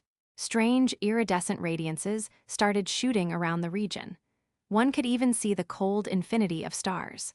The black hole that was deployed by Yaris could damage not just physical objects, but also incorporeal things like souls. Han Shuo's consciousness and demonic infant had been shredded into pieces before torn again into even smaller pieces. The black hole went away just as fast as it came. An instant after the immaterial Han Shuo was shattered and his consciousness pulverized, the black hole gave off a flash and disappeared in the iridescent spacetime fissure. All the barriers disappeared, and the colorful radiances faded. There was no longer anything in the region. All that remained was Han Xiu's physical body, sitting on the ground motionlessly. Without the demonic infant, consciousness, and energy, the lifeless body was pale and wrinkled. All of the black hole's energy had been used on pulverizing Han Xiu's immaterial demonic infant, and therefore his physical body was unharmed. Yaris heaved a sigh of relief. He put on a relaxed smile and said, "That was close. This guy is truly formidable. Had he broken through the barriers, our black hole attack would be ineffective, and had he managed to escape, he would cause no end of troubles for us." "Brother, what about his body? It is still intact," asked Larrickson as he pointed at Han Xiu's physical body. "It is devoid of energy and soulless. It is as good as destroyed," replied Yaris before he shook his head regretfully and lamented, "What a shame. If this powerful youngster would serve me, our darkness dominion would take a great leap in strength." "Sigh, I will destroy his body for good measure," said Wallace after wiping the cold sweat on his forehead with his sleeves. He then started approaching Han Xiu's physical body cautiously. It appeared that of everyone in the party, Wallace wanted Han Xiu dead the most. He wouldn't even leave his dead body unharmed. "Don't worry about it, that guy is completely destroyed. The black hole shreds everything, both material and immaterial objects. His divine soul has been turned into 1,000,000 bits," said Yaris after laughing at Wallace. He found Wallace's taking precaution against a soulless dead body to be rather absurd. Wallace forced an embarrassed smile and replied, "It's always better to be cautious when dealing with this youngster." With the party watching, Wallace walked towards Han Xiu's body step by step. When he was less than 100 meters away and considering if he should launch ranged attacks, a wild, chilling wind blew out of nowhere. In all of a sudden, hundreds of thousands of gray, ghostly strands rapidly regathered. The demon general energy that had scattered everywhere gushed back to where it was in an instant. The immaterial Han Xiu that had vanished without a trace reappeared in just a moment. "Surprise, motherfucker!" The incorporeal Han Xiu laughed out loud. His massive hand that was as fast as lightning shot out and grabbed the startled Wallace. "I squish." Han Xiu clenched his hand, crushing every bone and organ in Wallace's body and squeezed his blood out. Against Yaris' black hole attack, even Salas and Wasir, who possessed over-god divine souls, would stand no chance, and they would be shredded into pieces. Han Xiu's miraculous consciousness, however, can be split into hundreds of thousands of strands. Even if it was shredded into 1,000,000 pieces, it can still reassemble and come out unharmed. Not just Han Xiu's consciousness, but even the thousands of demon generals were unharmed. The instant that he was enveloped by the black hole, Han Xiu split his consciousness into thousands of strands and mixed them in the souls of the demon generals before immediately scattering them, thus escaping the black hole's attack. The myriad demon transformation was basically formed by hundreds upon thousands of strands of the consciousness and a great number of demon generals. Therefore, using the black hole to shred his soul was like punching at water. It was completely ineffective and a futile effort. Chapter 908, Skynet 908. Skynet, if Han Xiu did not have absolute confidence, he wouldn't have taken the demonic infant out of the safety of his physical body and used it to withstand Yaris' black hole. After all, the demonic infant and consciousness were the basis of his existence. If anything bad happens to those two things, Han Xiu would be in deep shit. His consciousness and demon generals that had scattered all around suddenly converged and reassembled. He then grabbed Wallace before he could destroy his physical body and squeezed him to death. Han Xiu then quickly inhaled with his mouth, sucking Wallace's divine soul into his stomach. He will store Wallace in there until he is done wreaking havoc here and let the cauldron of myriad demon turn his soul into one of his demon generals. All that happened in just seconds. Before Yaris, Darkwater, Darkstone, and the others could react, Han Xiu had taken Wallace's life. How is this possible? Yaris had never shown any expression of panic until now. From his understanding of the divine soul, a person would be absolutely dead once their soul was shredded. It should have been impossible for any soul to recover from that. But Yaris did not know that Han Shuo cultivated in demonic arts that originated from another universe, which made Han Shuo's soul anything but ordinary. Han Shuo's consciousness could split into hundreds upon thousands of strands and still be just fine. It was to be expected that the gods of Elysium wouldn't understand the miraculousness of Han Shuo's otherworldly consciousness. "Ha! All of your barriers are gone. How are you gonna stop me now?" Han Shuo howled with laughter before kicking on the ground with his massive foot to launch himself up. The Broadhurst residents trembled again. Following his thought, the 17 flying swords flew out from his physical body and went after Hofs, Ralph, and Larrickson. Meanwhile, the massive Han Shuo made of the demonic infant and demon generals let out deafening roars as he ran ferociously at Yaris. His tremendous footsteps had shaken many of the buildings in and around the Broadhurst residence into collapsing. Even more gods spat blood and died to the destructive roar he made. Yaris was greatly alarmed. Seeing that the massive Han Shuo was coming for him, he hastily assembled the energy of darkness. The clear sky above the Broadhurst residence was quickly shrouded by intense darkness aura before it came crashing down on Han Shuo. "Oh, come on, the same trick again. Is that all that you've got?" Han Shuo raised his head and bellowed at the sky. His deafening voice that carried a bizarre power spread out as pulses. The sound waves stopped the gathering of darkness energy and forcibly dispelled the darkness aura, allowing the sunlight to pierce through the sky and fall on the Broadhurst residence. "Areg!" A miserable shriek suddenly sounded. 3 flying swords had pierced through Ralph's torso. Ralph possessed just mid-stage high god strength. He was no match against Han Shuo before Han Shuo left the Darkness Dominion. And now, after Han Shuo had advanced to Skybreak Realm, he stood even less of a chance. As one of the weakest of the party, it shouldn't come as a surprise that he would be the first to perish. After Ralph was killed, the 17 flying swords interweaved and formed a massive, deadly net. Hofs, Larrickson, Darkwater, and Darkstone were trapped inside the net where the frigid aura and corrosive power were activated to the fullest. They exerted all their strength and yet, they could not break free from it. When Skynet, a form of the Avasai god-slaying sword formation, was deployed, it immediately sent Hofs and the others down a hole of despair. The Skynet would slowly shrink, and those trapped in it would find their movable space becoming smaller and smaller. The interweaving 17 flying swords flew faster and faster as those trapped were forced into a smaller and smaller space. When the channeling was complete, the flying swords would converge into a point, and all those trapped in the Skynet will have their body and soul destroyed. "Areg! Areg!" 2 shrieks came in quick successions. They originated from Hofs and Larrickson's mouths. "Darkwater, Darkstone, how could you?" cried the pale-looking Hofs as he defended himself from Darkwater and Darkstone. They were squeezed into the space of an average room. "Sorry guys, but there just won't be enough space for all 4 of us," replied Darkwater and Darkstone in a unison, chilling voice while attacking Hofs and Larrickson. With each cycle that the 17 flying swords completed, the Skynet will shrink by a certain amount. Eventually, the Skynet will shrink to the point where there won't be enough space to fit 4 people. To allow themselves to survive for slightly longer, Darkwater and Darkstone launched sneak attacks at Larrickson and Hofs. Hofs and Larrickson were on the back foot as they had suffered the twins' sneak attacks, and they were weaker than the twins to begin with. It appeared that they would soon be defeated. "Ha, interesting. Han Shuo, who was beating Yaris back, laughed out loud. He did not expect that they would kill each other in such a situation. "Darkwater, Darkstone, don't you dare.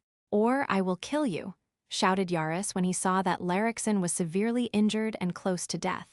"Don't even get me started, Yaris. If it wasn't for you, we wouldn't be in this situation," scoffed Darkwater coldly. He then mercilessly impaled Larrickson's head with a dark pick.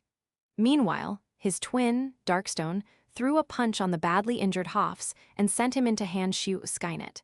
As soon as Hofs made contact with the net, his body immediately started melting and gave off thick smoke. "Brother!"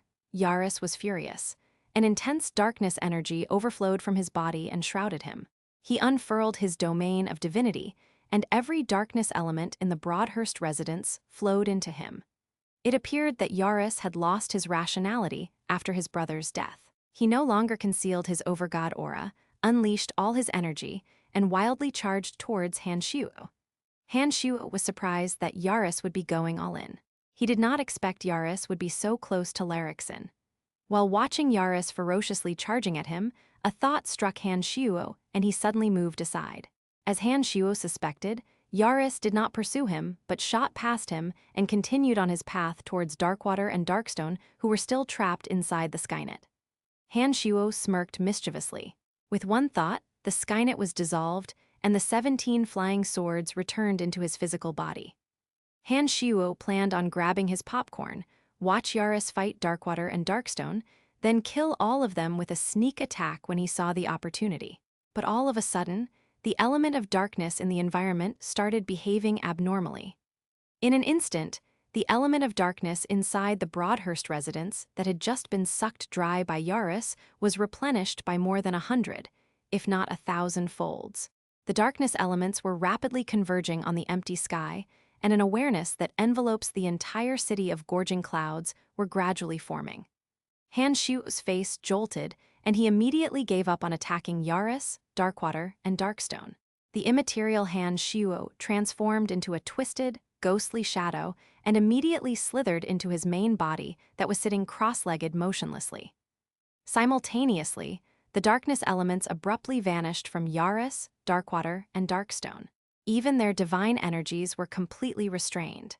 Their world-shaking battle suddenly turned into a laughable scuffle. Without the darkness element and divine energy, the 3 city lords were no stronger than a puny base god. Their comical kicks and punches landed on their opponents, but would do no damages. The 3 soon realized what was happening, and their faces jolted. They simultaneously stopped fighting and looked towards the sky. Boundless darkness had enveloped the entire city as though light had forever vanished.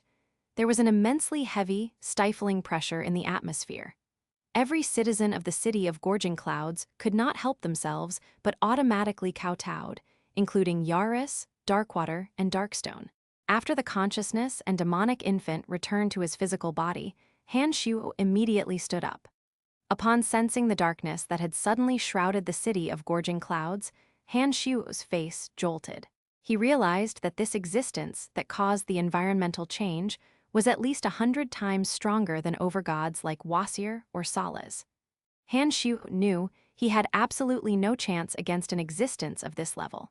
Without thinking, Hanshu activated the demonic blood disassembly. A bloody radiance flashed, and Hanshu was gone from the city. Hofs and Wallace, 2 of the city lords of the Darkness Dominion, must have the divine brands of the Overgod of Darkness in their divine souls. The Darkness Overgod must have been alerted by their deaths through those divine brands and therefore descended upon the city of gorging clouds. Overgods with the quintessence were the source of energy. They could create and destroy energy and possessed a complete understanding of their element or edict. An overgod with a quintessence was simply incomparable to one without. In the infinity vast universe, there will always and forever be one holder of the quintessence of darkness. Knowing that he was no match against such an existence, Hanshu promptly decided to activate demonic blood disassembly. He would injure himself just to quickly get far out of the city. Chapter 909, Mysterious God GDK 909. Mysterious God Yaris, Darkwater, and Darkstone had long stopped fighting. They kowtowed on the ground as a familiar aura of divinity emanating from the sky filled their humbled hearts. A death-like trance seized upon every living being in the city of gorging clouds. Every god in the city stopped whatever they were doing and instinctively kowtowed with respect and fear. The city had sunken into absolute darkness and silence, as though all the world was dead and cold, as though there was no night or day, but only darkness. The concentration of the darkness element in the environment became a few hundred times more intense than usual, and all other elements had been displaced. The elements of darkness had been converging above the Broadhurst residence and grew more and more intense at a frightful velocity. And soon, a massive figure with an indistinct outline was formed. A divine aura of pure austerity, dignity, and magnificence erupted, and it caused many to awe and tremble. Yaris, Darkwater, Darkstone, let go of your grievances. You are all city lords of my dominion. Do not fight among yourselves over a matter so small. A deep, reprimanding voice sounded from the sky. It was not advice, but a command that was to be obeyed. The three who were fighting each other to death immediately replied affirmatively in respectful manners. Yaris then raised his head and gazed at the colossal figure made of pure darkness energy. He respectfully requested, "My overlord, Hoffs and Wallace have just been killed. The one they call Brian is a great menace to your dominion. Even I could not defeat him. My overgod, please put an end to his existence. I'm aware he will not return to my dominion, but if he does, I will end him," replied the colossal figure in the sky. Then it instructed Yaris, "Relay my commands.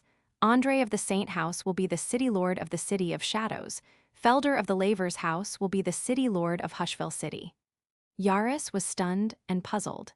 He did not understand why the darkness overgod did not kill Han Shuo.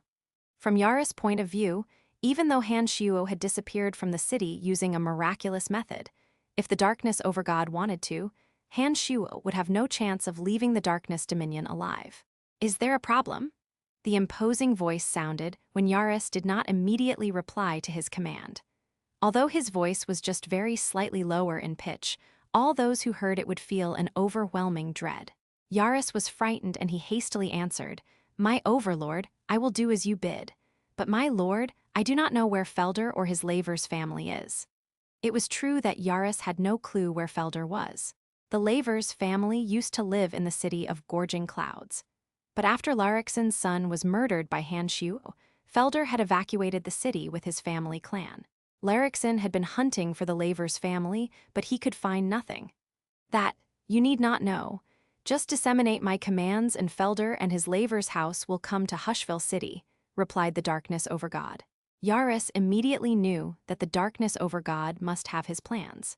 Felder and his House of Lavers had been driven away from the City of Shadows by Wallace to the city of Gorging Clouds for refuge, and forced to flee and hide after the murder of Larixen's son. Yaris could see that, although the Lavers' house was still alive, they were as good as dead. But this command of the darkness overgod would soon turn everything around for the Lavers. Although Yaris could not understand why the overgod would do so, he respectfully nodded and acknowledged his instructions. "Good," the overgod was pleased. Then, suddenly, the boundless darkness that flooded the city started vanishing like a receding tide. An arrow of sunlight struck the land as the darkness melted into the returning brilliance. The city came back to life again. Yaris got back to his feet and heaved a sigh of relief. He turned to Darkwater and Darkstone, put on a hateful face, and said, "If it wasn't for the overgod, know that I would never have spared your lives." Darkwater rolled his eyes and replied, "Pht, Yaris, we answered your call and traveled thousands of miles just to help you. And now you want to blame us for what happened? Your brother's death is ultimately caused by Brian. Even if we had done nothing, your brother would still have ended up dead. You should have gone for him, not us." "That's right. Had the Dark Lord not shown up on time, we might have died here." "Yaris, it's you who owes us a favor, not the other way around," said Darkstone disdainfully. "HMPH, if Wallace and Hoffs had not offered you two a fresh crystal mine, would you have come?" scoffed Yaris before he said, "But let's forget about it. They are dead and we get nothing. Sai, I don't understand why didn't the Dark Lord kill him? If his lordship wanted, there is no way that Brian could escape." Darkwater and Darkstone put on puzzled looks. Darkwater hesitated for a moment and looked around the sky before he quietly suggested, "Wallace has mentioned that the kid is close to the daughter of the Destiny Goddess. Could this be the reason?" Yaris' eyes twinkled after hearing those words, and he nodded slowly and lightly. He replied, "Maybe, but I suspect there's more to it. But well, it's none of our business. You guys should relay the Lord's commands as well. How unexpected, and how fortunate of Felder to join our ranks." Darkwater and Darkstone scratched their heads as they could not understand the reasoning behind the darkness overgod's decisions. They then started leaving the city of Gorging Clouds.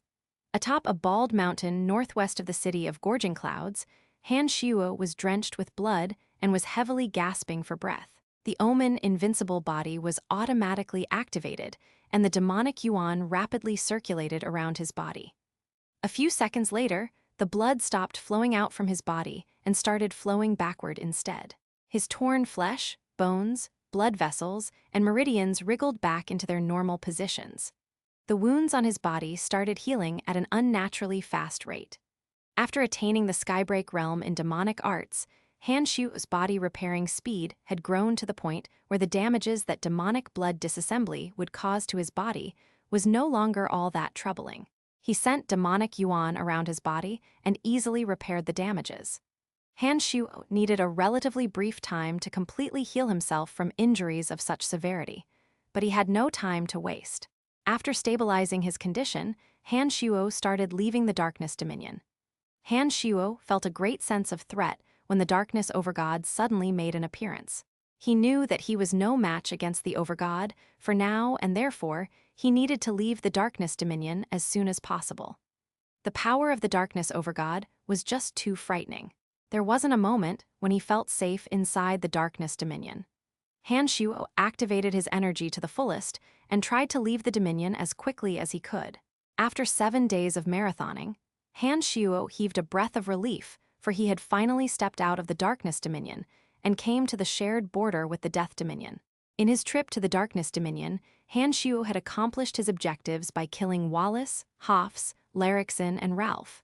However, by murdering those people, Han Shuo had offended Yaris, Darkwater, and Darkstone. He might have even provoked the Darkness Overgod. But Han Shuo believed that once he returned to the Fringe and settled the House of Han and the Pandemonium, they would have no fear of these threats. I have killed 2 of his city lords. Why didn't he attack me? I thought Han Shuo. The only matter that still rather bothered Han Shuo was the Darkness Overgod. He did not understand why the Overgod had not tried to kill him when he had caused such a great disturbance in the Darkness Dominion. Based on the strength that the Darkness Overgod revealed in the city of Gorging Clouds, Han Shuo knew that he wouldn't have been able to escape so easily if the Overgod had tried to stop him in any manner. Han Shuo had been stuck on the question for a long time, but even after he entered the Ronson Canyon, he was still nowhere close to unraveling the puzzle. Han Shuo decided to ease his mind of the thought momentarily and go about with his business. He expanded his consciousness and quickly found a god hunter who had concealed himself. Han Shuo's body vanished and reappeared before the god hunter in a snap. Before the god hunter could react, Han Shuo buckled his neck, immobilized him, and asked, "Where is Scarlet?" "Who are you? What do you look for our chief for?" shouted the panicking god hunter. "Oops." Han Shuo put on a smile, let go of the god hunter, and replied, "I'm from the House of Han. Scarlet has assisted us, and I want to personally thank her for her help." The god hunter heaved a sigh of relief after hearing Han Shuo's reply, but he remained very cautious. He asked, "But how can I know if you are actually from the House of Han?" Han Shuo bunched his brows slightly and asked, "Han Hao used to be in charge of everything here, right?" The god hunter showed revering emotions when he heard the name Han Hao. He asked, "Yes, back when he was still in Ronson Canyon, every god hunter here had to obey his words. Do you know Han Hao?" Han Shuo smiled and replied, "Take a good look at me. Don't you think that I look a lot like Han Hao?" It seemed as though the god hunter was only aware of it after hearing Han Shuo's words. He squinted and looked carefully at Han Shuo before his eyes widened, and he immediately replied, "All right, I shall lead you to my chief." Han Shuo traveled deeper into the Ronson Canyon with the god hunter leading him the way. Along his journey, Han Shuo discovered many well-concealed god hunters as though they were on a major operation. Out of curiosity, Han Shuo asked, "What are you all hiding all around for?" "We are scouting for movements and activities. There have recently been quite a number of people traveling from the Death Dominion to the Destruction Dominion. They originated from various family clans of the Destruction Dominion. We Ronson Canyon god hunters are planning and preparing to attack the smaller ones," answered the god hunter truthfully. With one thought, Han Shuo realized why there were suddenly so many family clans leaving the Death Dominion. These people from the Destruction Dominion had probably traveled to Witherbone City for matters relating to the House of Han. They must have realized that the Witherbone City was now Deadbone City and therefore left the Death Dominion. Chapter 910, Reciprocating GDK 910. Reciprocating the God Hunter led Han Shuo all the way to a pond below a tall and steep waterfall. But before they got close, a squadron of God Hunters intercepted them. They were led by a man who had a deep red nose. He unmannerly shouted, "Lamb, what are you here for? Your chief is busy discussing business, and you should be out there patrolling." Although the guy with a red nose was shouting at Lamb, His eyes would repeatedly shift towards Han Shuo. As god hunters of the Ronson Canyon, despite having different chiefs and in different factions, the god hunters were acquainted with each other. The god hunter with a red nose could tell that Han Shuo was not one of them and was therefore rather cautious towards him. Lam bowed his body slightly and took a humble posture. He smilingly replied, "Please notify my chief that an important guest would like to meet her." The red nose furrowed his brows and said in an annoyed manner, "Did you not hear what I say? Your chief is in the middle of an important meeting. All matter can wait until the meeting is over. Do you not understand the rules?" Lam stared blankly for a moment before he turned to Han Shuo and helplessly said, "I'm sorry, but we will have to wait. I believe the meeting will be over soon." Han Shuo bunched his brows. With one thought, a demon general of his stealthily flew into the waterfall and entered the expansive cave underneath it. Han Shuo saw that Scarlet and a number of faction leaders were having a heated discussion. They seemed to disagree on when they should strike their prey. They were flushed with anger, and their voices were growing fiercer. After the demon general went around the cave system and surveyed the situation, Han Shuo calmly announced, "I'm going in." But Lam was surprised that Han Shuo wanted to intrude the cave. He anxiously tried to persuade Han Shuo to wait but was interrupted. "You are a bit deaf, aren't you, friendo? I'ma kill you if you take another fucking step," warned the red nose in an unfriendly voice after immediately stepping into Han Shuo's path. Han Shuo gently lifted his left hand and patted the shoulder of the red nose.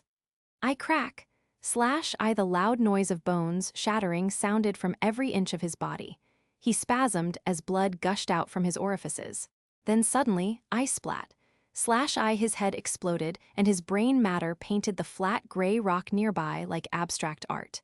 "Enemy, enemy!" Those god hunters standing behind the red nose shouted at the top of their lungs after their leader was murdered. How could you?" Lam was frightened and alarmed. He did not understand why Han Shuo would do something so reckless. Han Shuo cracked a grin and said to Lam, "Don't worry, you will be all right." Then, Han Shuo transformed into a trail of shadow and weaved among the squadron of god hunters, butchering them in an instant. He continued walking leisurely towards the waterfall. "Enemy, we have an intruder. Enemy outside the cave, everyone gather." The panic cries of god hunters sounded everywhere, and those who had been hiding around the waterfall immediately rushed to the crime scene. They were all effortlessly killed by Han Shuo, and their divine souls were collected into the cauldron of myriad demon. Lam was terrified.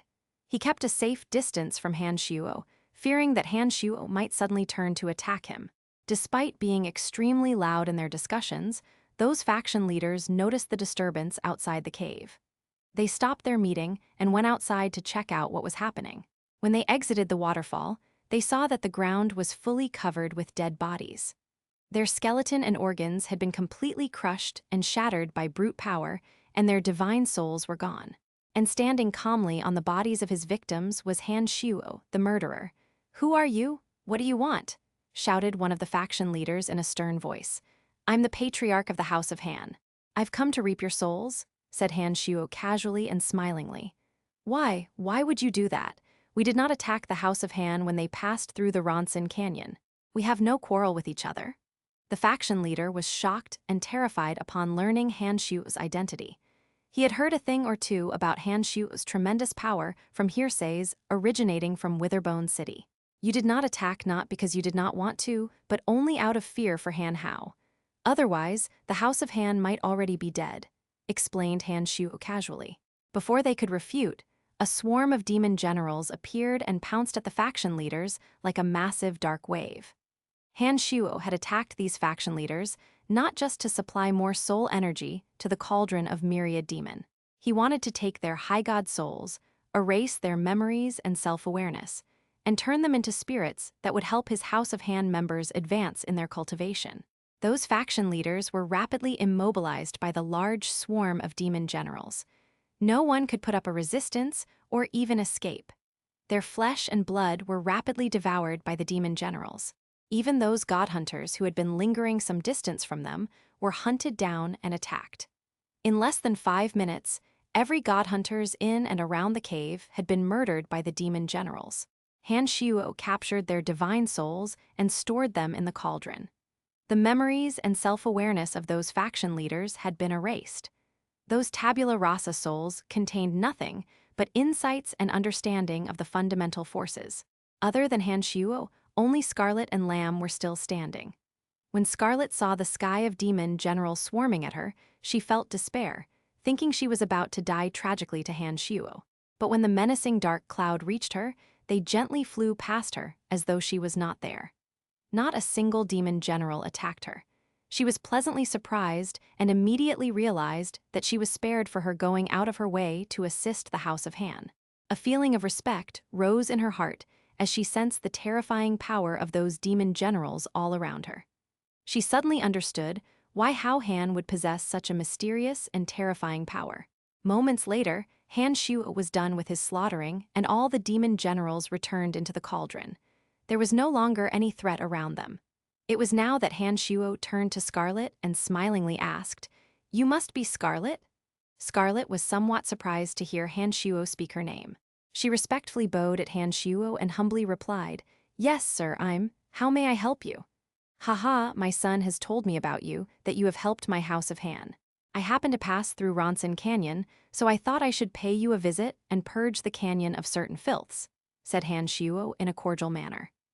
Scarlet seemed somewhat surprised that Han Shuo, who had just effortlessly slaughtered every Godhunter faction leader in Ronson Canyon, would speak to her so politely. She respectfully asked, "This son of yours who spoke of me, is he?" "He's Han Hao, you do know him, right?" replied Han Shuo smilingly. Scarlet seemed strangely emotional when she heard Han Hao's name. She flusteredly nodded and replied, I do. She took a short pause before she mumbled, "I should have expected that. Not only do you have similar looks, but even your auras and demeanors are also similar. Han Hao has separated from the Godhunter Alliance. It will only be a matter of time before he becomes an enemy with the Death Hegemon. I heard that you have a pretty good relationship with Han Hao. You wouldn't want to be his enemy, would you? Why don't you move to the fringe? You know, Han Hao is there as well," said Han Shuo. He realized something from her body language. Scarlet became even more flustered and her face a little redder. Mixed emotions of doubt, touched, and pleasantly surprised could be seen on her face. After shifting her gaze between Han Shuo and the ground for a while, she nervously and gently asked, "Is this invitation from you or from Han Hao?" Han Shuo stared blankly for a bit before he smilingly replied, "You could say that it's an invitation from the both of us. If it wasn't for your assistance, our House of Han might have all perished in this canyon. Han Hao and I are very grateful for your help. If you stay in Ronson Canyon, there might come a day that you will become Han Hao's enemy. That is why we hope that you will separate from the Godhunter Alliance and move to the fringe." "If Han Hao wants me at the fringe, then I will get ready right away," said Scarlet without any hesitation as soon as she heard that it was Han Hao's intention, as though she had decided on the matter long ago. Han Shuo felt happy and rather surprised. He did not expect that Han Hao could make Scarlet fall so madly in love with him to be willing to abandon everything she had built in Ronson Canyon and relocate to the fringe. After all other Godhunter faction leaders of Ronson Canyon were murdered, if Scarlet was to stay in the canyon, she could easily take over those leaderless factions and become the most powerful person in Ronson Canyon. But Scarlet was willing to give up all that for Han Hao without thinking. Han Shuo was rather surprised by that. Han Shuo then noticed that although Scarlet had a voluptuous body, she had 2 repulsive scars on her face. Han Shuo immediately had an idea. "Scarlet, come over, let me get rid of those scars," said Han Shuo. Scarlet seemed as though she could not believe she had heard. She stared at Han Shuo and stammered, You mean, you can get rid the scars on my face?" "Of course, it's quite easy," replied Han Shuo confidently as though he could treat her problems without any difficulty. Scarlet was elated. If it was someone else who said those words, she might not believe it. She completely believed in Han Shuo's ability because he was well known on every corner of Elysium for his miraculous art of healing as the master of celestial pearl pharmacy. She happily walked to Han Shuo. Chapter 911, Enemies Joining Forces, GDK 911. Enemies joining forces. The scar on Scarlet's face was so fierce and terrifying that it would completely stop every ordinary man from having fancying thoughts of her. But she had a curvaceous body and a translucent, silky smooth skin. She would be a flawless, extremely attractive-looking woman if not for those scars. Han Shuo inwardly approved of Scarlet, feeling that she will be a suitable partner for Han Hao. He was especially impressed that she would give up being the ruler of Ronson Canyon just for Han Hao. Han Shuo thought that it would be wonderful to have Scarlet as his daughter-in-law. Scarlet walked to Han Shuo with her head lowered, and she seemed rather fidgety and shy. She was a little worried about how Han Shuo would think of her, as he was the father of the man he fancied. "Don't worry, the procedure is quite simple," consoled Han Shuo smilingly after seeing that Scarlet was nervous. As he spoke, he raised his left hand and placed it a few millimeters above her face. A warm gray gas emerged and gently flowed into her face. An energy guided by his consciousness started operating at the cellular level, removing unwanted cells and reconstructing some. "You might feel some heat as I remove the scar tissues. It's nothing to be worried about," said Han Shuo relaxedly as he guided the energy emanating from his palm around Scarlet's cheeks. Han Shuo had extremely precise and accurate control over demonic yuan energy, and he could effortlessly alter the properties and metabolic rate of the cells on her face. Others might take centuries to treat such a scar, but Han Shuo could fix it in just minutes. Moments later, Han Shuo withdrew his hand and smilingly said to Scarlet, "All right, it's done. Take a look in your mirror." Scarlet opened her eyes and gazed at Han Shuo for a moment before she rather embarrassedly replied, "I don't have a mirror." Han Shuo stared blankly for a moment before immediately coming to his senses. I'm such an idiot, I should have thought of that." Han Shuo smiled, took out a mirror from his space ring, and handed it to Scarlet. "Have this. You should use it more often." After taking a short pause, Han Shuo took out a bottle of medicine and handed it to Scarlet as he instructed. "This is one of the medicines that I made for Carmelita of the City of Shadows back then.